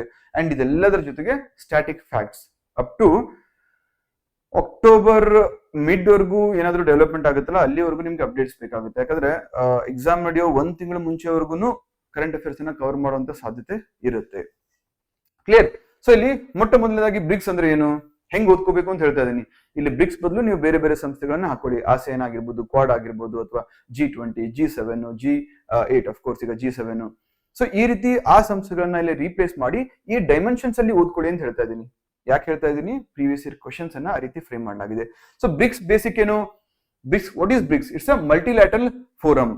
ಮಲ್ಟಿಲ್ಯಾಟರಲ್ ಫೋರಂ ಅಂದ್ರೆ ಇಲ್ಲಿ ಅಂತಾರಾಷ್ಟ್ರೀಯ ಶಾಂತಿ, ಭದ್ರತೆ ಮತ್ತು counter terrorism, cyber security related ಏನಾಗುತ್ತೆ ಡಿಸಿಷನ್ಸ್ ಅನ್ನ ಅಥವಾ ಡಿಸ್ಕಷನ್ಸ್ ಅನ್ನ ಮಾಡಲಾಗುತ್ತೆ, ತೆಗೆದುಕೊಳ್ಳಲಾಗುತ್ತೆ. It is also economic and financial cooperation related institution. ಅಂದ್ರೆ ಇಲ್ಲಿ ಕೇವಲ ರಾಜಕೀಯ ಮತ್ತು ಭದ್ರತಾ ಸಹಕಾರದ ಬಗ್ಗೆ ಚರ್ಚೆ ಆಗಲ್ಲ, ಇಲ್ಲಿ ಆರ್ಥಿಕ ಮತ್ತು ಹಣಕಾಸು ಸಹಕಾರಗಳನ್ನು ಕೂಡ ಅದಕ್ಕೆ ಸಂಬಂಧಪಟ್ಟಂತಹ ಅಂಶಗಳನ್ನ ಇಲ್ಲಿ ಚರ್ಚೆ ಮಾಡಲಾಗುತ್ತೆ. Next cultural and people to people cooperation. So ಪ್ರಶ್ನೆ ಹೆಂಗ್ ಬರ್ಬೋದು, which of the following pillars are related to BRICS. BRICS ಗೆ ಸಂಬಂಧಪಟ್ಟಂತಹ ಈ ಕೆಳಗಿನವುಗಳಲ್ಲಿ ಯಾವ್ಯಾವ ಪ್ರಮುಖ ಪಿಲ್ಲರ್ಸ್ ಅಂತ ಕೇಳಿದ್ರೆ ಪೊಲಿಟಿಕಲ್ ಸೆಕ್ಯೂರಿಟಿ ಕೋಆಪರೇಷನ್ ಬರುತ್ತೆ, ಎಕನಾಮಿಕ್ ಅಂಡ್ ಫೈನಾನ್ಷಿಯಲ್ ಕೋಆಪರೇಷನ್ ಬರುತ್ತೆ, cultural and people to people cooperation ಬರುತ್ತೆ. ಪ್ರತಿಯೊಂದಕ್ಕೂ ಎಕ್ಸಾಂಪಲ್ ಇದೆ ಇಲ್ಲಿ. ರೈಟ್, ಬ್ರಿಕ್ಸ್ ಅಲ್ಲಿ ಶೆರ್ಪಾ ಅಂತ ನೀವು ಕೇಳ್ತಾರೆ. ಈ ವರ್ಷದ ಬ್ರಿಕ್ಸ್ ಸಮಿಟ್ ಭಾರತದಲ್ಲಿ ನಡೆಯುತ್ತೆ, ಸೆಪ್ಟೆಂಬರ್ ನಡೆಯುತ್ತೆ. ಅದಕ್ಕೆ ಪೂರ್ವಭಾವಿಯಾಗಿ ಅಥವಾ ಪ್ರಿಪರೇಟರಿ ಆಗಿ ಶೆರ್ಪಾಸ್ ಮೀಟಿಂಗ್ ನಡೀತು. ಶೆರ್ಪಾ ಅಂತಂದ್ರೆ ಯಾರಪ್ಪ ಅಂದ್ರೆ ಆ ದೇಶದ ಒಂದು ಏನು ಪಾರ್ಟಿಸಿಪೇಷನ್ ಏನಿರುತ್ತೆ ಈಗ ಭಾರತದಲ್ಲಿ ಇದೆಯಲ್ಲ ಪಾರ್ಟಿಸಿಪೇಷನ್, ಅದಕ್ಕೆ ಗ್ರೌಂಡ್ ವರ್ಕ್ ಅನ್ನ ರೆಡಿ ಮಾಡೋದು. ಎಲ್ಲಿ ಬರ್ತಾರೆ ದೇಶದ ಒಂದು ಡಿಗ್ನಿಟರೀಸ್, ಎಲ್ಲಿ ಸ್ಟೇ ಮಾಡ್ತಾರೆ, ಅದಕ್ಕೆ ಯಾವ ಡಿಸ್ಕಷನ್ಸ್ ಆಗುತ್ತೆ ಅಂತ ರಿಪ್ರೆಸೆಂಟೇಟಿವ್ಸ್ಗೆ we call them as sherpas. Next BRICS origin ಮತ್ತೆ ಎಕ್ಸ್ಪಾನ್ಷನ್ ಅಥವಾ ಎವಲ್ಯೂಷನ್ ಓದ್ಬೇಕಾಗುತ್ತೆ. ಇನಿಷಿಯಲಿ ಬ್ರಿಕ್ಸ್ ಅನ್ನೋದು ಒಂದು ಸಂಸ್ಥೆಯಾಗಿ ರಚನೆ ಆಗ್ಲಿಲ್ಲ. Just like CJP, Cockroach Janata Party officially political organisation ಆಗಿ ಬರಲಿಲ್ಲ. ಯಾವುದೋ ಒಂದು ಸಂದರ್ಭದಲ್ಲಿ ನಮ್ಮ ಚೀಫ್ ಜಸ್ಟಿಸ್ ಆಫ್ ಇಂಡಿಯಾ ಕೆಲವೊಂದಿಷ್ಟು ಅನ್ಎಂಪ್ಲಾಯ್ಡ್ ಯೂತ್ಗೆ ಕಾಕ್ರೋಚಸ್ ಅಂತ ಕರೀತಾರೆ. ಅದನ್ನ ಇಟ್ಕೊಂಡು ಒಬ್ಬ ವ್ಯಕ್ತಿ ಕಾಕ್ರೋಚ್ ಜನತಾ ಪಾರ್ಟಿ ಅಂತ ಮಾಡಿ ಅದನ್ನ ಒಂದು ವ್ಯಾಪಕವಾದಂತಹ ಪೊಲಿಟಿಕಲ್ ಮೂವ್ಮೆಂಟ್ ಅನ್ನ ಮಾಡ್ತಾರೆ ಅಲ್ವಾ. ಅದೇ ರೀತಿ ಬ್ರಿಕ್ ಅನ್ನೋ ಒಂದು ಸಂಸ್ಥೆ ಬ್ರಿಕ್ಸ್ ಆಗಿರಲಿಲ್ಲ ಇನಿಷಿಯಲಿ. ಪ್ರಪಂಚದ 4 ಅತಿ ವೇಗವಾಗಿ ಬೆಳೀತಾ ಇರತಕ್ಕಂಥ economies BRIC, Brazil, Russia, India, China, ಈ 4 ದೇಶಗಳನ್ನ ಇಟ್ಕೊಂಡು ಈ ಒಬ್ಬ ಎಕನಾಮಿ ಏನ್ ಮಾಡ್ತಾರೆ, ಜಿಮ್ ಓ ನೀಲ್ ಅನ್ನೋ ಒಬ್ಬ ಎಕನಾಮಿಸ್ಟ್ ಏನ್ ಮಾಡ್ತಾರೆ 2001ರಲ್ಲಿ ತನ್ನ ಆರ್ಟಿಕಲ್ ಅಲ್ಲಿ ಬ್ರಿಕ್ ಅನ್ನೋ ಒಂದು ಹೆಸರನ್ನ, ನಿಮೋನಿಕ್ ಅನ್ನ ಉಲ್ಲೇಖ ಮಾಡ್ತಾರೆ. ಸೊ ಅದನ್ನ ಬೇಸಿಸ್ ಆಗಿಟ್ಕೊಂಡು 2006ರಲ್ಲಿ ಈ United Nations General Assembly meeting ನಡೀತಕ್ಕಂಥ ಸಂದರ್ಭದಲ್ಲಿ ಈ 4 ದೇಶಗಳ ಒಂದು representatives Brazil, Russia, India, China first time meeting ಅನ್ನ ಮಾಡ್ತಾರೆ. ಇಟ್ ವಾಸ್ ನಾಟ್ ಅಫಿಷಿಯಲ್ ದೋ, ನೆನಪಿರ್ಲಿ, ಅಫಿಷಿಯಲ್ ಅಲ್ಲ. ಅಫಿಷಿಯಲ್ ಯಾವಾಗಿದ್ದು 2009ರಲ್ಲಿ ಮೊಟ್ಟ ಮೊದಲ ಬಾರಿಗೆ ಅಫಿಷಿಯಲ್ ಬ್ರಿಕ್ ಮೀಟಿಂಗ್ ನಡೆಯುತ್ತೆ. ಬ್ರಿಕ್ಸ್ ಅಲ್ಲ, ಯಾಕಂದ್ರೆ South Africa was not a part of BRICS back then. 2010ರಲ್ಲಿ ಸೌತ್ ಆಫ್ರಿಕಾ ಜಾಯ್ನ್ ಆಗುತ್ತೆ, 2009ರಲ್ಲಿ ಇನ್ನು ಸೌತ್ ಆಫ್ರಿಕಾ ಜಾಯ್ನ್ ಆಗಿರಲಿಲ್ಲ. ಸೊ ಫಸ್ಟ್ ಬ್ರಿಕ್ ಮೀಟಿಂಗ್ ಎಲ್ಲಿ ನಡೆಯುತ್ತೆ, it was held in Russia, right. ನಂತರ 2010ರಲ್ಲಿ ಸೌತ್ ಆಫ್ರಿಕಾ ಜಾಯ್ನ್ ಆಗುತ್ತೆ. ಸೌತ್ ಆಫ್ರಿಕಾ ಜಾಯ್ನ್ ಆದ್ಮೇಲೆ ಅದು ಬ್ರಿಕ್ಸ್ ಆಗಿ ಮರು ನಾಮಕರಣ ಆಗುತ್ತೆ. 2011ರಲ್ಲಿ ಇದು ಬ್ರಿಕ್ಸ್ ಆಗುತ್ತೆ. ಅಂಡ್ ಬ್ರಿಕ್ಸ್ ಆದ್ಮೇಲೆ ನಿಮ್ಗೆ ಅಲ್ಲಿಂದ ಮೀಟಿಂಗ್ಸ್ ಎಲ್ಲ ಶುರು ಆಗುತ್ತೆ. ನಂತರದ ಪ್ರಮುಖ ಬೆಳವಣಿಗೆ ಅಂತ ಬಂದ್ರೆ 2014ರಲ್ಲಿ ನ್ಯೂ ಡೆವಲಪ್ಮೆಂಟ್ ಬ್ಯಾಂಕ್ ಆಗುತ್ತೆ. Fine. Next in terms of membership, ಹೊಸ ಮೆಂಬರ್ಸ್ ಯಾವಾಗ ಆಡ್ ಆಗ್ತಾರೆ, 2010ಕ್ಕೆ ಸೌತ್ ಆಫ್ರಿಕಾ ಬಂದ್ಮೇಲೆ 2023ಕ್ಕೆ ಜೋಹಾನ್ಸ್ಬರ್ಗ್ ಸಮಿಟ್ ಅಲ್ಲಿ 6 ಹೊಸ ಮೆಂಬರ್ಸ್ ಅನ್ನ ಜಾಯ್ನ್ ಆಗ್ಲಿಕ್ಕೆ ಇನ್ವೈಟ್ ಮಾಡಲಾಗುತ್ತೆ. ಯಾವಾಗ 2023ರಲ್ಲಿ. 2024ರಲ್ಲಿ ಈಜಿಪ್ಟ್, ಇಥಿಯೋಪಿಯಾ, ಇರಾನ್ ಮತ್ತು UAE ಜಾಯ್ನ್ ಆಗುತ್ತೆ. Argentina which had agreed earlier, ಈ ಹಿಂದೆ ಒಪ್ಕೊಂಡಿತ್ತು 2023ರಲ್ಲಿ ಐ ಜಾಯ್ನ್ ಬ್ರಿಕ್ಸ್ ಅಂತ ಹೇಳ್ಬಿಟ್ಟು. ನಂತರದಲ್ಲಿ ಬಿಕಾಸ್ ಆಫ್ ಇಂಟರ್ನಲ್ ಕಾನ್ಫ್ಲಿಕ್ಟ್ ಅಥವಾ ಅದಕ್ಕೆ ಇರ್ತಕ್ಕಂಥ ಡಿಸ್ಅಗ್ರಿಮೆಂಟ್ ಮೇಲೆ ಅದು ಹಿಂದೆ ಸರ್ಕೊಳ್ತು. So Argentina is not a part of BRICS, ನೆನಪಿರಲಿ. ನೆಕ್ಸ್ಟ್ 2025ರಲ್ಲಿ ಇಂಡೋನೇಷಿಯಾ ಕೂಡ ಜಾಯ್ನ್ ಆಗುತ್ತೆ. So right now we have 11 members. 2026 famous important ಆಗುತ್ತೆ ಅಂತ ಹೇಳಿದ್ರೆ ಬ್ರಿಕ್ಸ್ ಅಸ್ತಿತ್ವಕ್ಕೆ ಬಂದು ಅಫಿಷಿಯಲಿ 20 ವರ್ಷ ಆಗುತ್ತೆ. ಸಾರಿ, ಈ ಬ್ರಿಕ್ ಅನ್ನೋ ಒಂದು ಸಂಸ್ಥೆ ಅದರ ಫಸ್ಟ್ ಅನ್ಅಫಿಷಿಯಲ್ ಮೀಟ್ ಆಗಿ 20 ವರ್ಷ ಆಗುತ್ತೆ. ಸೊ ಲಕ್ಕಿಲಿ ಈ 20ನೇ ವರ್ಷದ ಒಂದು ಈವೆಂಟ್ ಎಲ್ಲಿ ನಡೀತಾ ಇದೆ, ಭಾರತದಲ್ಲಿ ನಡೀತಾ ಇದೆ. ನಾಟ್ 20th ಸಮಿಟ್, ನೆನಪಿರ್ಲಿ, 20ನೇ ಶೃಂಗಸಭೆ ಅಲ್ಲ. ಬ್ರಿಕ್ ಅನ್ಅಫಿಷಿಯಲಿ 2006ರಲ್ಲಿ ಏನ್ ಮೀಟಿಂಗ್ ಮಾಡ್ತಲ್ಲ on the sidelines of United Nations General Assembly meeting, ಅದರ ಒಂದು 20ನೇ ವರ್ಷದ ಸ್ಮರಣೆ ಅಂತ ಹೇಳ್ಬೋದು ಅಥವಾ ನೆನಪು ಅಂತ ಹೇಳ್ಬೋದು. ಸೊ ರೈಟ್ ನೌ ಬ್ರಿಕ್ಸ್ ದೇಶದಲ್ಲಿ ಇರ್ತಕ್ಕಂಥ 11 ರಾಷ್ಟ್ರಗಳ ಒಟ್ಟು ಪಾಪ್ಯುಲೇಷನ್ ಪ್ರಪಂಚದ ನಿಯರ್ಲಿ 50% ಪಾಪ್ಯುಲೇಷನ್, ಎಕ್ಸಾಕ್ಟ್ 49.5%, ಅಂಡ್ ಪ್ರಪಂಚದ ಒಟ್ಟು GDPಯ 40% 40% ಅನ್ನ ಕಾನ್ಸ್ಟಿಟ್ಯೂಟ್ ಮಾಡುತ್ತೆ. And over all 26% global trade. ಅಂದ್ರೆ ಇಡೀ ಪ್ರಪಂಚದಲ್ಲಿ ಬ್ರಿಕ್ಸ್ ಅನ್ನೋ ಒಂದು ಸಂಸ್ಥೆ ಬಹು ಪವರ್ಫುಲ್ ಸಂಸ್ಥೆಯಾಗಿ ಈಗ ನಿರ್ಮಾಣ ಆಗಿದೆ ಅಂತ ಹೇಳ್ಬೋದು, ರೈಟ್. ನೆಕ್ಸ್ಟ್ ಯಾವ ಮೆಂಬರ್ಸ್ ಎಕ್ಸ್ಪಾನ್ಷನ್. ಇನಿಷಿಯಲಿ ಬ್ರಿಕ್ ಇತ್ತು, BRIC, ಆಮೇಲೆ ಎಸ್ ಬಂತು, ಬ್ರಿಕ್ಸ್ ಆಯ್ತು. ನಂತರದಲ್ಲಿ 2023ಯಲ್ಲಿ EIEIU ಅಂದ್ರೆ ಈಜಿಪ್ಟು, ಇಥಿಯೋಪಿಯಾ, ಆಮೇಲೆ ಇರಾನು ಮತ್ತೆ Saudi Arabia, sorry United Arab Emirates. Argentina ಒಪ್ಕೊಂಡಿತ್ತು, ಅರ್ಜೆಂಟಿನಾ ಜಾಯ್ನ್ ಆಗ್ಲಿಲ್ಲ. ನಂತರದಲ್ಲಿ ಬಂದಿದ್ದು ಯಾವುದು, Indonesia, right. So 2023 Johannesburg 2 declaration ಏನ್ ಮಾಡುತ್ತೆ, ಹೊಸದಾಗಿ 5 ಮೆಂಬರ್ಸ್ ಇನ್ವೈಟ್ ಮಾಡುತ್ತೆ. ಅದರಲ್ಲಿ ಅರ್ಜೆಂಟಿನಾ ಜಾಯ್ನ್ ಆಗಲ್ಲ. ನಂತರದಲ್ಲಿ ನೆಕ್ಸ್ಟ್ ಜನವರಿ 2025ರಲ್ಲಿ Indonesia 11th full fledged member ಆಗಿ ಯಾವುದು ಬ್ರಿಕ್ಸ್ ಸಂಸ್ಥೆಯನ್ನ ಜಾಯ್ನ್ ಆಗುತ್ತೆ. ಇವೆಲ್ಲವೂ ಜಾಯ್ನ್ ಆಗಿದ್ದೇವಾಗ ಅಂದ್ರೆ ಪ್ರಪೋಸ್ ಮಾಡಿದ್ದೇವಾಗ ಫುಲ್ ಮೆಂಬರ್ಶಿಪ್ 1st ಜನವರಿ 2024ಗೆ. Okay, yes. ನೆನಪಿರ್ಲಿ, ಇಂಡೋನೇಷಿಯಾ ಸೌತ್ ಈಸ್ಟ್ ಏಷ್ಯಾದಿಂದ ಬಂದಂತಹ ಬ್ರಿಕ್ಸ್ ಸಂಸ್ಥೆಯ ಭಾಗವಾದಂತಹ ಮೊಟ್ಟ ಮೊದಲ ರಾಷ್ಟ್ರ ಅಂತ ಕರೆಸ್ಕೊಳ್ಳುತ್ತೆ. ಮೊಟ್ಟ ಮೊದಲ and one and only country from South East Asia. ಇದಲ್ದೇನೆ BRICS membership, full time membership ಅಲ್ದೇನೆ ಕೆಲವೊಂದಿಷ್ಟು ಪಾರ್ಟ್ನರ್ ಕಂಟ್ರೀಸ್ ಅಂತ ಬರ್ತವೆ. ಪಾರ್ಟ್ನರ್ ಕಂಟ್ರೀಸ್ಗೆ ಈ ಬ್ರಿಕ್ಸ್ ಕಂಟ್ರೀಸ್ ಅಂದ್ರೆ ಮೆಂಬರ್ ಕಂಟ್ರೀಸ್ಗೆ ಇರ್ತಕ್ಕಂಥ ಎಲ್ಲಾ ಹಕ್ಕುಗಳು ರೈಟ್ಸ್ ಇರಲ್ಲ, ಬಟ್ ಆದ್ರೂ ಕೂಡ they can participate in meetings ಅಥವಾ ಅವುಗಳಿಂದ ಹೆಲ್ಪ್ ತಗೊಳ್ಬಹುದು and they can even visit their countries. ಯಾವ್ಯಾವ್ದು ಪಾರ್ಟ್ನರ್ ಕಂಟ್ರೀಸ್ 2025ಕ್ಕೆ Belarus, Bolivia, Cuba, Kazakhstan, Malaysia, Nigeria, Thailand, Uganda, Uzbekistan, Vietnam. ಈ ಒಂದು ಲಿಸ್ಟ್ ಮಾಡ್ಕೊಳ್ಳಿ, ಒಂದು ಸ್ಟಿಕ್ ನೋಟ್ ಅಲ್ಲಿ ಬರೆದಿಟ್ಕೊಂಡು ಒಂದಿನ ಕನಿಷ್ಠ ಒಂದು 5-6 ಸಲ ನೋಡ್ಕೊಂಡ್ಬಿಡಿ, just to make yourself familiar. ಅಂದ್ರೆ ಯಾವ ಕ್ವಶನ್ ಕೊಟ್ಟು ಈ ಕೆಳಗಿನವುಗಳಲ್ಲಿ ಬ್ರಿಕ್ಸ್ ಪಾರ್ಟ್ನರ್ ದೇಶ ಯಾವುದು ಅಥವಾ ಯಾವ್ದಲ್ಲ ಅಂತ ಕೇಳಿದ್ರೆ ಅಟ್ ಲೀಸ್ಟ್ ನಿಮ್ಗೆ ಐಡೆಂಟಿಫೈ ಮಾಡಕ್ಕಾಗುತ್ತೆ. ಎಲ್ಲ ಬ್ಯಾಟ್ ಮಾಡಕ್ಕಾಗಲ್ಲ, but at least will be able to identify. Multiple times ಇದನ್ನ ನೋಡಿದ್ರೆ ನಿಮ್ ತಲೆಯಲ್ಲಿ ಸಬ್ಕಾನ್ಶಿಯಸ್ ಮೆಮರಿಯಲ್ಲಿ ಒಂದು ಪಿಕ್ಚರ್ ಇರುತ್ತೆ. ಫೈನ್. ನೆಕ್ಸ್ಟ್ ಫುಲ್ ಮೆಂಬರು ಮತ್ತು ಪಾರ್ಟ್ನರ್ ಕಂಟ್ರಿಗೆ ಇರ್ತಕ್ಕಂಥ ಡಿಫ್ರೆನ್ಸ್ ಅನ್ನ ಮೆನ್ಷನ್ ಮಾಡಿದ್ದೀನಿ, ಕ್ವಿಕ್ಲಿ ಗ್ಲಾನ್ಸ್ ಮಾಡ್ಕೋಬಹುದು. Next BRICS summits, important summits ಎಲ್ಲಿಂದ ಇಲ್ಲಿವರೆಗೂ ಆಗಿದೆ ಅಂಡ್ ಪ್ರಮುಖ ಕಾಲಘಟ್ಟಗಳು ಇಲ್ಲಿ ಬೇಕಾಗುತ್ತೆ. ಫಸ್ಟ್ ಬ್ರಿಕ್ಸ್ ಸಮಿಟ್ ಅಲ್ಲಿ ನಡೀತು 2009 ರಷ್ಯಾದಲ್ಲಿ ನಡೀತು, ನಂತರದಲ್ಲಿ ಬ್ರೆಜಿಲ್ ನಡೆಯುತ್ತೆ. ಫೈನ್. ಸೊ ನಮ್ಗೆ ಇಲ್ಲಿ ಪ್ರಮುಖವಾಗಿರ್ತಕ್ಕಂಥ ಸಮಿಟ್ ಕೊಟ್ಟಿದ್ದೀನಿ. 6th ಸಮಿಟ್ 2014 ನಡೆಯುತ್ತೆ. ನಮ್ಗೆ ಇದು ಫಿಲಿಮ್ಸ್ ಅಲ್ಲಿ ಕ್ವಶನ್ ಬಂದಿತ್ತು. It is related to Fortaleza declaration. ಇಲ್ಲಿ ಬ್ರಿಕ್ಸ್ ಡೆವಲಪ್ಮೆಂಟ್ ಬ್ಯಾಂಕ್ ಅನ್ನ ಸ್ಥಾಪನೆ ಮಾಡಿದ್ರು, ಅದು ಫರ್ದರ್ ಬಂದ್ಬಿಟ್ಟು ನ್ಯೂ ಡೆವಲಪ್ಮೆಂಟ್ ಬ್ಯಾಂಕ್ ಅಂತ ಕರೆಸ್ಕೊಳ್ಳುತ್ತೆ. ನೆಕ್ಸ್ಟ್ ಅದೇ ರೀತಿ ಭಾರತದಲ್ಲಿ ನಡೆದಂತಹ ಸಮಿಟ್ಸ್ ನೋಡಿ. 4th 2012 ಸಮಿಟ್ ನಡೆದಿತ್ತು. 8th ಸಮಿಟ್ 2016 ಗೋವಾದಲ್ಲಿ ನಡೆದಿತ್ತು. ಅಂಡ್ ನೆಕ್ಸ್ಟ್ 13 2021 ನಡೆದಿತ್ತು, ವರ್ಚುವಲ್ ಆಗಿ ನ್ಯೂ ಡೆಲ್ಲಿ ನಡೆದಿತ್ತು. ಸೊ ಇಲ್ಲಿ ನೋಡಿದಾಗ ಏನ್ ಗೊತ್ತಾಗುತ್ತೆ ಗೊತ್ತಾ, ಹೆಂಗೆ ಬ್ರಿಕ್ಸ್ ಅಟ್ 2026 ಭಾರತದಲ್ಲಿ ನಡೀತಾ ಇದೆಯೋ ಅದೇ ರೀತಿ ಬ್ರಿಕ್ಸ್ ಅಟ್ 15 ಅದು ಕೂಡ ಭಾರತದಲ್ಲೇ ನಡೆದಿತ್ತು. Okay, it was 13th summit. Right. Next ಈಗ ಲೇಟೆಸ್ಟ್ 18th ಸಮಿಟ್ ಇಂಡಿಯಾದಲ್ಲಿ ನಡೀತಾ ಇದೆ, ಸೆಪ್ಟೆಂಬರ್ ನಡೆಯುತ್ತೆ. ಸೊ ಇಲ್ಲಿ ಬ್ರಿಕ್ಸ್ ಟ್ರೈಕಾ ಅಂತ ಕೇಳಿದ್ರೆ ಏನ್ ಮಾಡ್ತೀರಾ? ಈ ಹಿಂದೆ ಟ್ರೈಕಾ ಮೇಲೆ ಕ್ವಶನ್ ಬಂದಿತ್ತು, ಯಾವ್ದ್ರಲ್ಲಿ CTI ಅಲ್ಲಿ ಬಂದಿತ್ತು, ಕಮರ್ಷಿಯಲ್ ಟ್ಯಾಕ್ಸ್ ಇನ್ಸ್ಪೆಕ್ಟರ್ ಎಕ್ಸಾಮ್ ಅಲ್ಲಿ. ಐ ಥಿಂಕ್ 2024 ಅಲ್ಲಿ ಕೇಳಿದ್ರು ಅನ್ಸುತ್ತೆ. ಫೈನ್. 2023 ಅಲ್ಲಿ ಅನ್ಸುತ್ತೆ, ಐ ಡೋಂಟ್ ರಿಮೆಂಬರ್. ಸೊ ಟ್ರೈಕಾ ಅಂದ್ರೆ ಏನ್ ಗೊತ್ತಾ, last 3 summits, present, past, future. ಈಗ 17th ಬ್ರಿಕ್ಸ್ ಸಮಿಟ್ ನಡೆದಿದೆ ಬ್ರೆಜಿಲ್ ಅಲ್ಲಿ. ಸೊ ಬ್ರಿಕ್ಸ್ ಟ್ರೈಕಾ ಅಂತ ಹೇಳಿದ್ರೆ 16, 17, 18 ಮೂರನ್ನ ಸೇರಿಸಿ ಏನಾಗುತ್ತೆ, ಟ್ರೈಕಾ ಆಗುತ್ತೆ. ಫೈನ್. ಇಲ್ಲಿ ಒಂದು ನೀವು ಪ್ಯಾಟರ್ನ್ ನೋಡಿ. ಆಕ್ಚುಲಿ ಬ್ರಿಕ್ಸ್ ಅಂದ್ರೆ ಯೂಶಲಿ ಸ್ಟಾರ್ಟಿಂಗ್ ಮಾಡ್ತಾ ಇಲ್ಲ, ಈಗೆಲ್ಲ ಫಾಲೋ ಮಾಡ್ತಾ ಇದಾರೆ.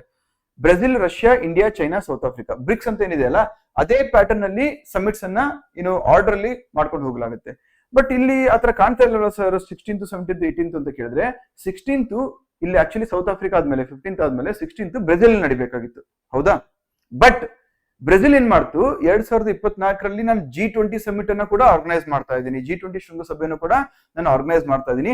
ಹಾಗಾಗಿ ನನಗೆ ಎರಡನ್ನೂ ಆರ್ಗನೈಸ್ ಮಾಡಕ್ಕೆ ಏನಾಗುತ್ತೆ, ಕಷ್ಟ ಆಗುತ್ತೆ, ಲಾಜಿಸ್ಟಿಕ್ಸ್ ಕಷ್ಟ ಆಗುತ್ತೆ, ಆಮೇಲೆ ಖರ್ಚು ಜಾಸ್ತಿ ಆಗುತ್ತೆ, ಸೆಕ್ಯೂರಿಟಿ ಕಷ್ಟ ಆಗುತ್ತೆ ಅಂತ ಹೇಳ್ಬಿಟ್ಟು ಅವರು ರಷ್ಯಾ ಕೊಡ್ತಾರೆ. ಓಕೆ, ಸೊ 2024 ರಷ್ಯಾ ನಡೀತೆ, 2025 ಬ್ರೆಜಿಲ್ ಅಲ್ಲಿ, 2026 ಇಂಡಿಯಾದಲ್ಲಿ ನಡೀತಾ ಇದೆ. ಕ್ಲಿಯರಾ? ಎಸ್.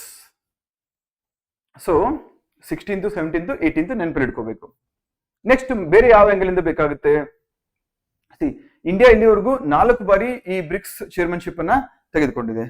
2012, 16, 21 ಅಂಡ್ 2026 ಅಲ್ಲಿ ಬರ್ತಾ ಇದೆ. ಸೊ ಪ್ರತಿ ಒಂದು ಸಮಿಟ್ 4 ಆಗಿರೋದಲ್ಲ, ಪ್ರತಿ ಸಮಿಟ್ ಥೀಮ್ ಅನ್ನ ದಯವಿಟ್ಟು ನೆನಪಲ್ಲಿ ಇಟ್ಕೊಳ್ಳಿ. 12 ಏನಾಗಿತ್ತು, BRICS partnership for global stability, security and prosperity. 16 ಏನಾಗಿತ್ತು, 8 ಸಮಿಟ್ ಅಲ್ಲಿ building responsive, inclusive and collective solutions. ಅದನ್ನ ಆದಷ್ಟು ಇಂಗ್ಲಿಷ್ ಅಲ್ಲೇ ನೀವು ತಿಳ್ಕೊಳ್ಳಿ ಥೀಮ್ ಹೆಸರನ್ನ, ಯಾಕಂದ್ರೆ ಕನ್ಫ್ಯೂಸ್ ಆಗುತ್ತೆ ಕನ್ನಡದಲ್ಲಿ.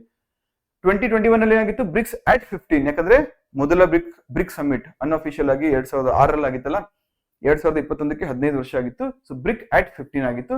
Intra BRICS cooperation for continuity, consolidation and consensus. Next 2026 18th BRICS summit ಆಗಿತ್ತು, building for resilience, innovation, cooperations and sustainability. ಇದು ಇಂಪಾರ್ಟೆಂಟ್. ಯಾಕೆ ಹೇಳಿ, ಇಲ್ಲಿ ಗಮನ ಇಟ್ಟು ನೋಡಿ. ಈ ವರ್ಷದ ಥೀಮು ಭಾರತದಲ್ಲಿ ಏನ್ ನಡೆಯುತ್ತಲ್ಲ, ಈ ಥೀಮ್ ನ ಫಸ್ಟ್ ಲೆಟರ್ಸ್ ನೋಡಿ. ಬಿಲ್ಡಿಂಗ್ ಅಂದ್ರೆ B, ರೆಸಿಲಿಯನ್ಸ್ ಅಂದ್ರೆ R, ಇನೋವೇಷನ್ ಅಂದ್ರೆ I, ಕೋಆಪರೇಷನ್ ಅಂದ್ರೆ C, ಸಸ್ಟೈನಬಿಲಿಟಿ ಅಂದ್ರೆ S. ಕಂಬೈನ್ ಮಾಡಿ ಬ್ರಿಕ್ಸ್ ಆಗುತ್ತೆ. ಸೊ ಈ ವರ್ಷದ ಥೀಮು ನೆನಪಲ್ಲಿ ಇಟ್ಕೊಳ್ಳೋಕೆ ತುಂಬಾ ಈಸಿ. ಬ್ರಿಕ್ಸ್ ಅಂತ ನೆನಪಲ್ಲಿ ಇಟ್ಕೊಂಡ್ಬಿಡಿ. ಈ ವರ್ಷದ ಥೀಮು ಇಂಡಿಯಾ ಹೋಸ್ಟ್ ಮಾಡ್ತಾ ಇದೆ. ಯಾವುದು 18th ಬ್ರಿಕ್ಸ್ ಸಮಿಟ್ ಆಗುತ್ತೆ. Yes, yes, fine. ನೆಕ್ಸ್ಟ್ ಏನ್ ಬೇಕು, ಬ್ರಿಕ್ ನ ಅಥವಾ ಬ್ರಿಕ್ಸ್ ಸಂಸ್ಥೆಯ ಪ್ರಮುಖ ಒಂದು ಅಂಗಸಂಸ್ಥೆ ಯಾವ್ದಪ್ಪ, ನ್ಯೂ ಡೆವಲಪ್ಮೆಂಟ್ ಬ್ಯಾಂಕ್ ಅಥವಾ ಬ್ರಿಕ್ಸ್ ಬ್ಯಾಂಕ್ ಅಂತ ಕೂಡ ಕರಿತಾ ಇದ್ವಿ ಹಿಂದೆ.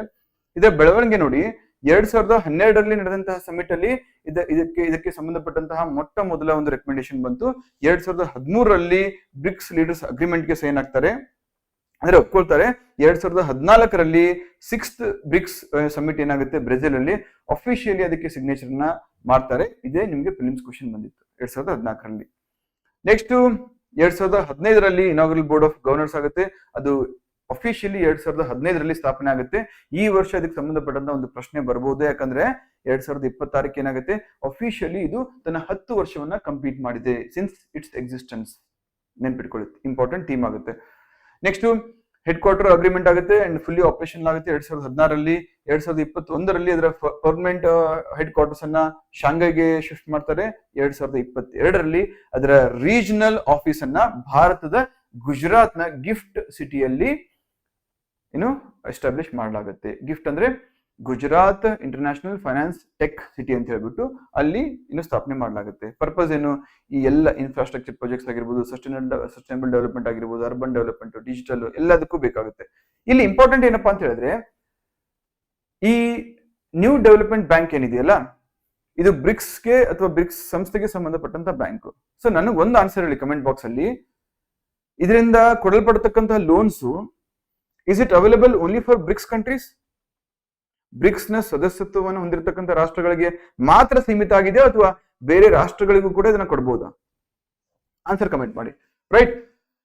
ಸೊ ಹೆಡ್ ಕ್ವಾರ್ಟರ್ಸ್ ಶಾಂಘೈ ಚೈನಾದಲ್ಲಿದೆ, regional Africa regional office Johannesburg ಅಲ್ಲಿದೆ, ಅಂಡ್ ಇಂಡಿಯನ್ ರೀಜನಲ್ ಆಫೀಸ್ ಅಲ್ಲಿದೆ, ಗಿಫ್ಟ್ ಸಿಟಿಯಲ್ಲಿದೆ ಗುಜರಾತ್ ಅಲ್ಲಿ. ಅಂಡ್ ಮೊದಲ ಪ್ರೆಸಿಡೆಂಟ್ ಬಂದ್ಬಿಟ್ಟು he was from India, K V Kamath ಆಗಿದ್ರು.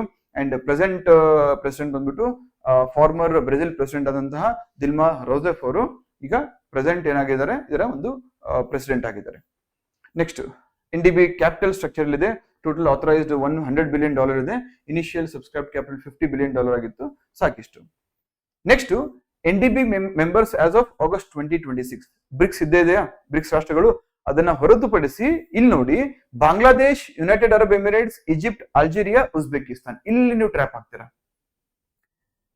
NDB members they shall not necessarily be members of BRICS. ಅರ್ಥ ಆಗ್ತಿದೆಯಾ? ಬ್ರಿಕ್ಸ್ ಸಂಸ್ಥೆಯ ಮೆಂಬರ್ ಆಗಿರ್ಲೇಬೇಕು ಅಂತ ಏನು ಕಡ್ಡಾಯ ನಿಯಮ ಇಲ್ಲ to become member of NDB. Getting my point? So ಇಲ್ಲಿ ಬಾಂಗ್ಲಾದೇಶ್ ಇದೆಯಾ ಬ್ರಿಕ್ಸ್ ನ ಮೆಂಬರ್ ಆಗಿ? ನೋ. ರೈಟ್. ಅಲ್ಜೀರಿಯಾ ಇದೆಯಾ? No. Getting my point? Uzbekistan ಇದೆಯಾ? ನೋ. ಸೊ ಬ್ರಿಕ್ಸ್ ನ ಸದಸ್ಯತ್ವವನ್ನು ಹೊಂದಿರದೇ ಇರತಕ್ಕಂಥ ರಾಷ್ಟ್ರಗಳು ಕೂಡ ನ್ಯೂ ಡೆವಲಪ್ಮೆಂಟ್ ಬ್ಯಾಂಕ್ ಅಥವಾ NDB ಯ ಅಫಿಷಿಯಲ್ ಮೆಂಬರ್ಸ್ ಆಗಿರ್ತವೆ. ರೈಟ್. ಇಲ್ಲಿ ಆ ಒಂದು ಮ್ಯಾಪ್ ಇದೆ, ನೀವು ನೋಡ್ಕೋಬಹುದು. ಫೈನ್. ನೆಕ್ಸ್ಟ್ ಯಾವ ಆಯಾಮ ಬೇಕು? ಇಲ್ಲೆಲ್ಲ ಏನ್ ಮಾಡ್ತಾ ಇದ್ದೀನಿ ನಾನು, ಒಂದು ಅಂತಾರಾಷ್ಟ್ರೀಯ ಸಂಸ್ಥೆ ಅಂತ ತಗೊಂಡಾಗ ಯಾವ ಆಂಗಲ್ ಇಂದ ನೀವು ಓದ್ಬೇಕು ಅಂತ ತೋರಿಸ್ತಾ ಇದ್ದೀನಿ. 360 degree analysis, multi dimension analysis, ಬೇರೆ ಬೇರೆ ಹೆಸರು ಕರಿತೀವಿ ನಾವೆಲ್ಲ ಅದನ್ನ. ಬಟ್ ಯಾವ ರೀತಿ ಮಾಡ್ಬೇಕು ಅಂತ ಅರ್ಥ ಮಾಡ್ಕೋಬೇಕಾ? ಈ ರೀತಿ ನೋಡಿ ಅಥವಾ ಈ ರೀತಿ ಮಾಡಿ. ಫೈನ್. ನೆಕ್ಸ್ಟ್ ಬ್ರಿಕ್ಸ್ ಅಲ್ಲಿ ಒಂದು ಅರೇಂಜ್ಮೆಂಟ್ ಇದೆ, ಕಾಂಟಿಂಜೆಂಟ್ ರಿಸರ್ವ್ ಅರೇಂಜ್ಮೆಂಟ್ ಅಂತ ಹೇಳ್ಬಿಟ್ಟು. ಈಗ IMF ಏನ್ ಮಾಡುತ್ತೆ, ಫುಲ್ ಬ್ಯಾಂಕ್ರಪ್ಟ್ ಆಗುವಂತ ಸಂದರ್ಭದಲ್ಲಿ ಅದು ಫೈನಾನ್ಷಿಯಲ್ ಹೆಲ್ಪ್ ಮಾಡುತ್ತಲ್ವಾ, ಅದೇ ರೀತಿ ಬ್ರಿಕ್ಸ್ ಅಲ್ಲೂ ಕೂಡ ಕಾಂಟಿಂಜೆಂಟ್ ರಿಸರ್ವ್ ಅರೇಂಜ್ಮೆಂಟ್ ಅಂತ ಇದೆ.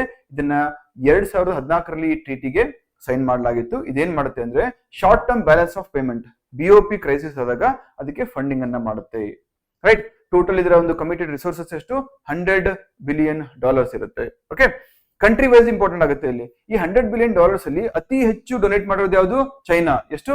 $41 ಬಿಲಿಯನ್. ಬ್ರೆಜಿಲ್ ಸೆಕೆಂಡ್ ಬರುತ್ತೆ. ಭಾರತ 4th ಪ್ಲೇಸ್ ಅಲ್ಲಿ ಇದೆ. It has contributed how many? $18 billion. Okay. In fact China first place ಅಲ್ಲಿ 41 ಇದೆ. ಬ್ರೆಜಿಲ್, ರಷ್ಯಾ ಮತ್ತು ಇಂಡಿಯಾ ಮೂರು ಕೂಡ ಈಕ್ವಲಿ ಕಾಂಟ್ರಿಬ್ಯೂಟ್ ಮಾಡಿದ್ದಾವೆ. ಸೊ ಫಸ್ಟ್ ಬಂದ್ಬಿಟ್ಟು ಚೈನಾ ಇದೆ, ಅದನ್ನ ತಿಳ್ಕೊಂಡ್ರೆ ಸಾಕಾಗುತ್ತೆ. ಅಥವಾ ಇಂಡಿಯಾದ ಓವರ್ ಆಲ್ ಕಾಂಟ್ರಿಬ್ಯೂಷನ್ ನೀವು ತಿಳ್ಕೊಂಡ್ರೆ ಸಾಕಾಗುತ್ತೆ. ಲಾಸ್ಟ್ ಅಲ್ಲಿ ಸೌತ್ ಆಫ್ರಿಕಾ ಇದೆ, $5 billion. Right. NDB CRA compare ಮಾಡಿ ನೋಡ್ಕೋಬೇಕಾಗುತ್ತೆ. ಒಂದು ಬ್ಯಾಂಕ್ ಮತ್ತೊಂದು emergency arrangement funding pattern. Right. Next ಯಾವ ಆಂಗಲ್ ಇಂದ ನೋಡ್ಕೋಬೇಕು? ಈ ಬ್ರಿಕ್ಸ್ ಗೆ ಸಂಬಂಧಪಟ್ಟಂತಹ ಇತರೆ ಅಂಗ ಸಂಸ್ಥೆಗಳು ಅಥವಾ ಫೋರಮ್ಸ್. ಇಲ್ಲಿ BRICS youth and people to people forums 2017 KPSC question ಆಗಿತ್ತು. ಸೊ 2017 ಬ್ರಿಕ್ಸ್ ಯೂತ್ ಫೋರಮ್ ಎಲ್ಲ ಆಗಿತ್ತು, ಚೈನಾದ ಬೀಜಿಂಗ್ ಅಲ್ಲಿ ಆಗಿತ್ತು. ಸೊ ಅದ್ರ ಮೇಲೆ ಕ್ವಶನ್ ಬಂದಿತ್ತು ನೋಡಿ, ಎಕ್ಸಾಕ್ಟ್ ಇಯರ್ಲೇ ಬಂದಿತ್ತು ಕ್ವಶನ್. ಸೊ ಈ ರೀತಿ ಯಾವ್ಯಾವ ಫೋರಮ್ ಇದಾವೆ? ಯೂತ್ ಫೋರಮ್ ಇದಾವೆ, ಯೂತ್ ಕೌನ್ಸಿಲ್ ಇದೆ, ಯಂಗ್ ಸೈಂಟಿಸ್ಟ್ ಫೋರಮ್ ಇದೆ, ಯಂಗ್ ಇನೋವೇಟರ್ ಪ್ರೈಸ್ ಇದೆ, academic forum, think tanks council ಇದೆ, ಬಿಸಿನೆಸ್ ಕೌನ್ಸಿಲ್ ಇದೆ, ವುಮೆನ್ಸ್ ಬಿಸಿನೆಸ್ ಅಲಯನ್ಸ್ ಇದೆ, parliamentary forum, civil forum, BRICS games, BRICS film festival, network university, ಈ ಎಲ್ಲ ಸಂಸ್ಥೆಗಳಿದಾವೆ.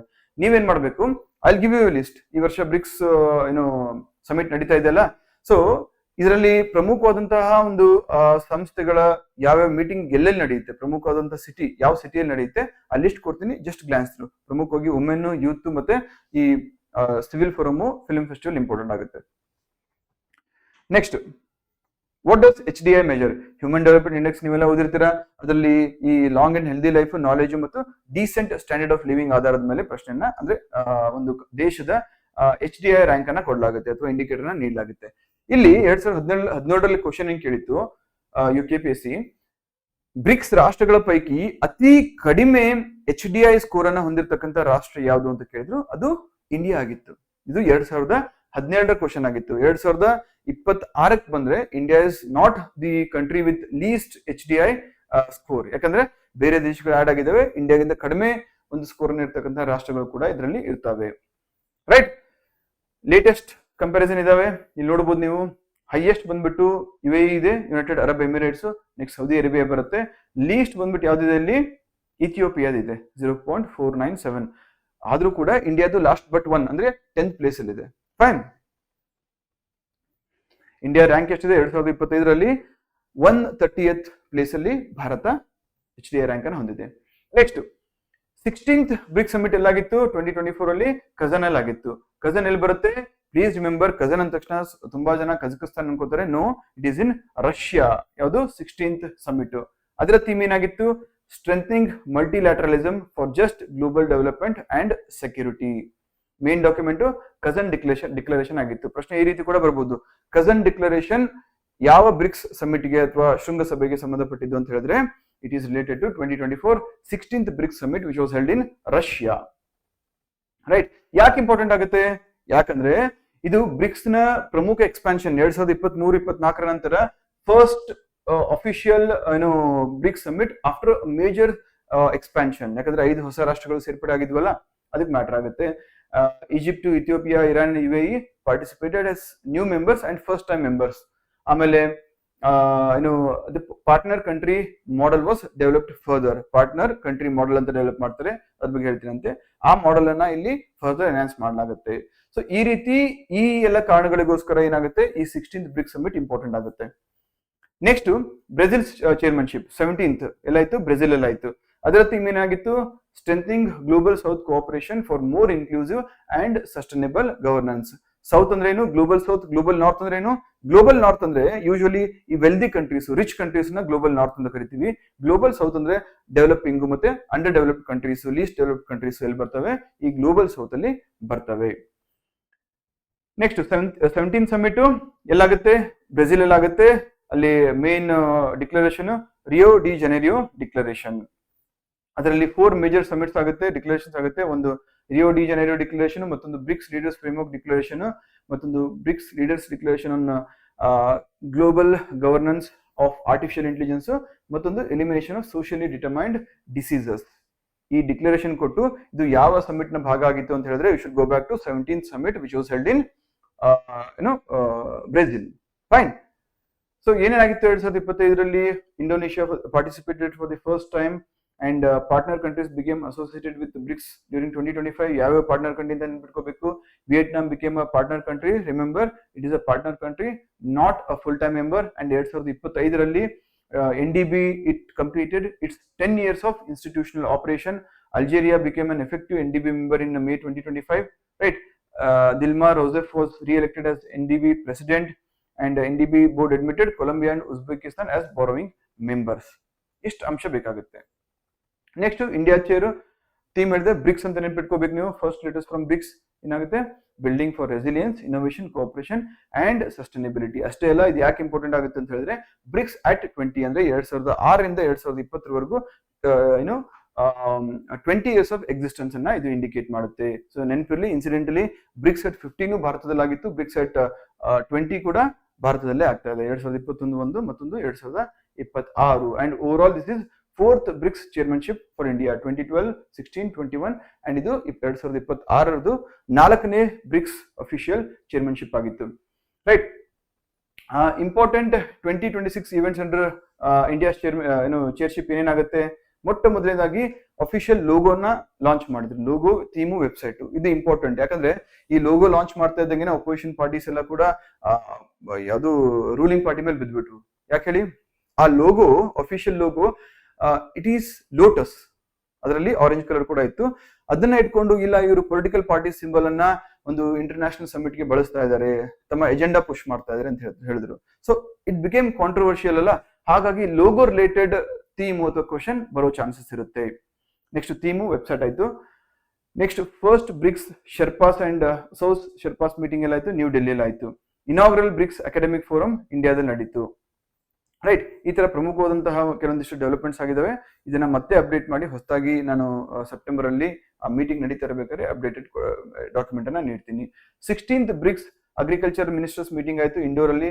13th BRICS urbanisation forum ಆಯ್ತು ನ್ಯೂ ಡೆಲ್ಲಿಯಲ್ಲಿ. And as part of this BRICS summit 5th agriculture working group meeting ಕೂಡ ಆಯ್ತು. And 11th BRICS foreign policy dialogue ಕೂಡ ನಡೆಯಿತು. Right, next 11th BRICS energy ministers meeting ಗುರುಗ್ರಾಮಲ್ಲಿ ನಡೆಯುತ್ತೆ. BRICS network university conference and governing board meeting ಕೂಡ ಇಲ್ಲಿ ನಡೆಯುತ್ತೆ. And 13th BRICS education ministers meeting Bhubaneswar ನಡೆಯುತ್ತೆ. Culture working group and culture ministers meeting Bhopal ನಡೆಯುತ್ತೆ. ಕಷ್ಟ ಅನಿಸ್ತಾ ಇದೆಯಾ? ಸಿಕ್ಕಾಪಟ್ಟೆ ಫ್ಯಾಕ್ಟ್ಸ್. ಕರೆಂಟ್ ಅಫೇರ್ಸ್ ಅಂದ್ರೆ ಹಿಂಗೆ ಕಾನ್ಸೆಪ್ಟ್ಸ್ ಜೊತೆಗೆ ಈ ಫ್ಯಾಕ್ಟ್ಸ್ ಅನ್ನ ಬಾಯ್ ಹಾಕ್ಲೇಬೇಕು ನಾವು. ಯಾಕೆ ಹೇಳ್ತಾ ಇದೀನಿ? 2017ರಲ್ಲಿ ಸಿಮಿಲರ್ ಕ್ವಶನ್ ಕೇಳಿದ್ದಾರೆ. ಸೊ ಆ ಪ್ಯಾಟರ್ನ್ ಬೇಸಿಸ್ ಮೇಲೆ ಡಿಕೋಡ್ ಮಾಡಿದಾಗ ಓದಲೇಬೇಕಾಗುತ್ತೆ. ರೈಟ್, ಸೊ ಕರೆಂಟ್ ಅಫೇರ್ಸ್ ಓದುವಾಗ ಈ ತರ ಓದ್ತೀರಾ? ಇಲ್ಲ, ನಾವು ಯೂಶಲಿ ಸಿಂಪಲ್ ಆಗಿ ಒಂದು ಆರ್ಟಿಕಲ್ ತಗೊಂಡು ಅದಕ್ಕೆ ಸಂಬಂಧಪಟ್ಟಂತಹ ಅಲ್ಲಿ ಏನ್ ಮೆನ್ಷನ್ ಮಾಡಿರ್ತಾರೋ ಅಷ್ಟೇ ಓದ್ತೀವಿ, ಬಿಡ್ತೀವಿ. But this is how you should study for current affairs. Okay, next 18 BRICS summit ಆಯ್ತು. Next India linked BRICS facts.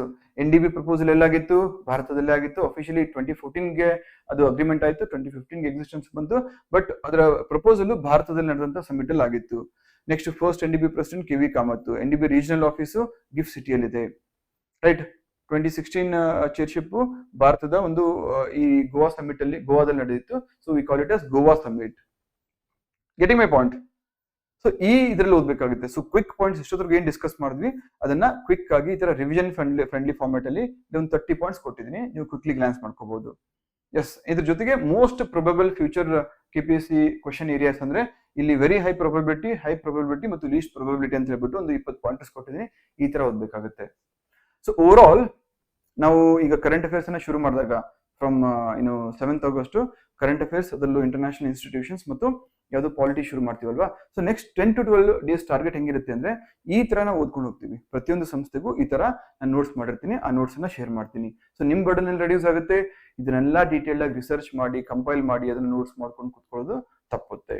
And ಯಾವ್ದನ್ನ ಓದ್ಬೇಕು, ಹೇಗೆ ಓದ್ಬೇಕು ಅಂತ ನಾನೊಂದು ಪ್ಯಾಟರ್ನ್ ಕೊಟ್ಟಿರ್ತೀನಿ, ಮ್ಯಾಪಿಂಗ್ ಮಾಡಿರ್ತೀನಿ. ಆ ಪ್ಯಾಟರ್ನ್ ಪ್ರಕಾರ ನೀವು ಮಾಡ್ಬೇಕಾಗುತ್ತೆ. ಫೈನ್. ಸೊ 7th ಇಂದ ಕ್ಲಾಸಸ್ ಸ್ಟಾರ್ಟ್ ಆಗುತ್ತೆ. ಏನೋ ಡೌಟ್ ಇದ್ರೆ ನೀವು ಕಾಂಟ್ಯಾಕ್ಟ್ ಮಾಡಬಹುದು. 9036862461 is my WhatsApp number and telephone number. ನೀವು ಇನ್ ಕೇಸ್ ಕಾಲ್ ರಿಸೀವ್ ಮಾಡ್ತಾ ಇದ್ರೆ ಒಂದು ವಾಟ್ಸ್ಆಪ್ ಮೆಸೇಜ್ ಅನ್ನು ಕೂಡ ಡ್ರಾಪ್ ಮಾಡಬಹುದು. ಪ್ರೈಮ್ ಅಂತ ಕೂಪನ್ ಕೊಟ್ಟಿದೆ, PRIME, you'll get a discount. Okay, thank you so much. ಏನೋ ಡೌಟ್ಸ್ ಇದ್ರೆ ಕಮೆಂಟ್ ಬಾಕ್ಸ್ ಅಲ್ಲಿ ತಿಳಿಸಿ. I will get back to you. Take care. See you in the next class. Have a great day.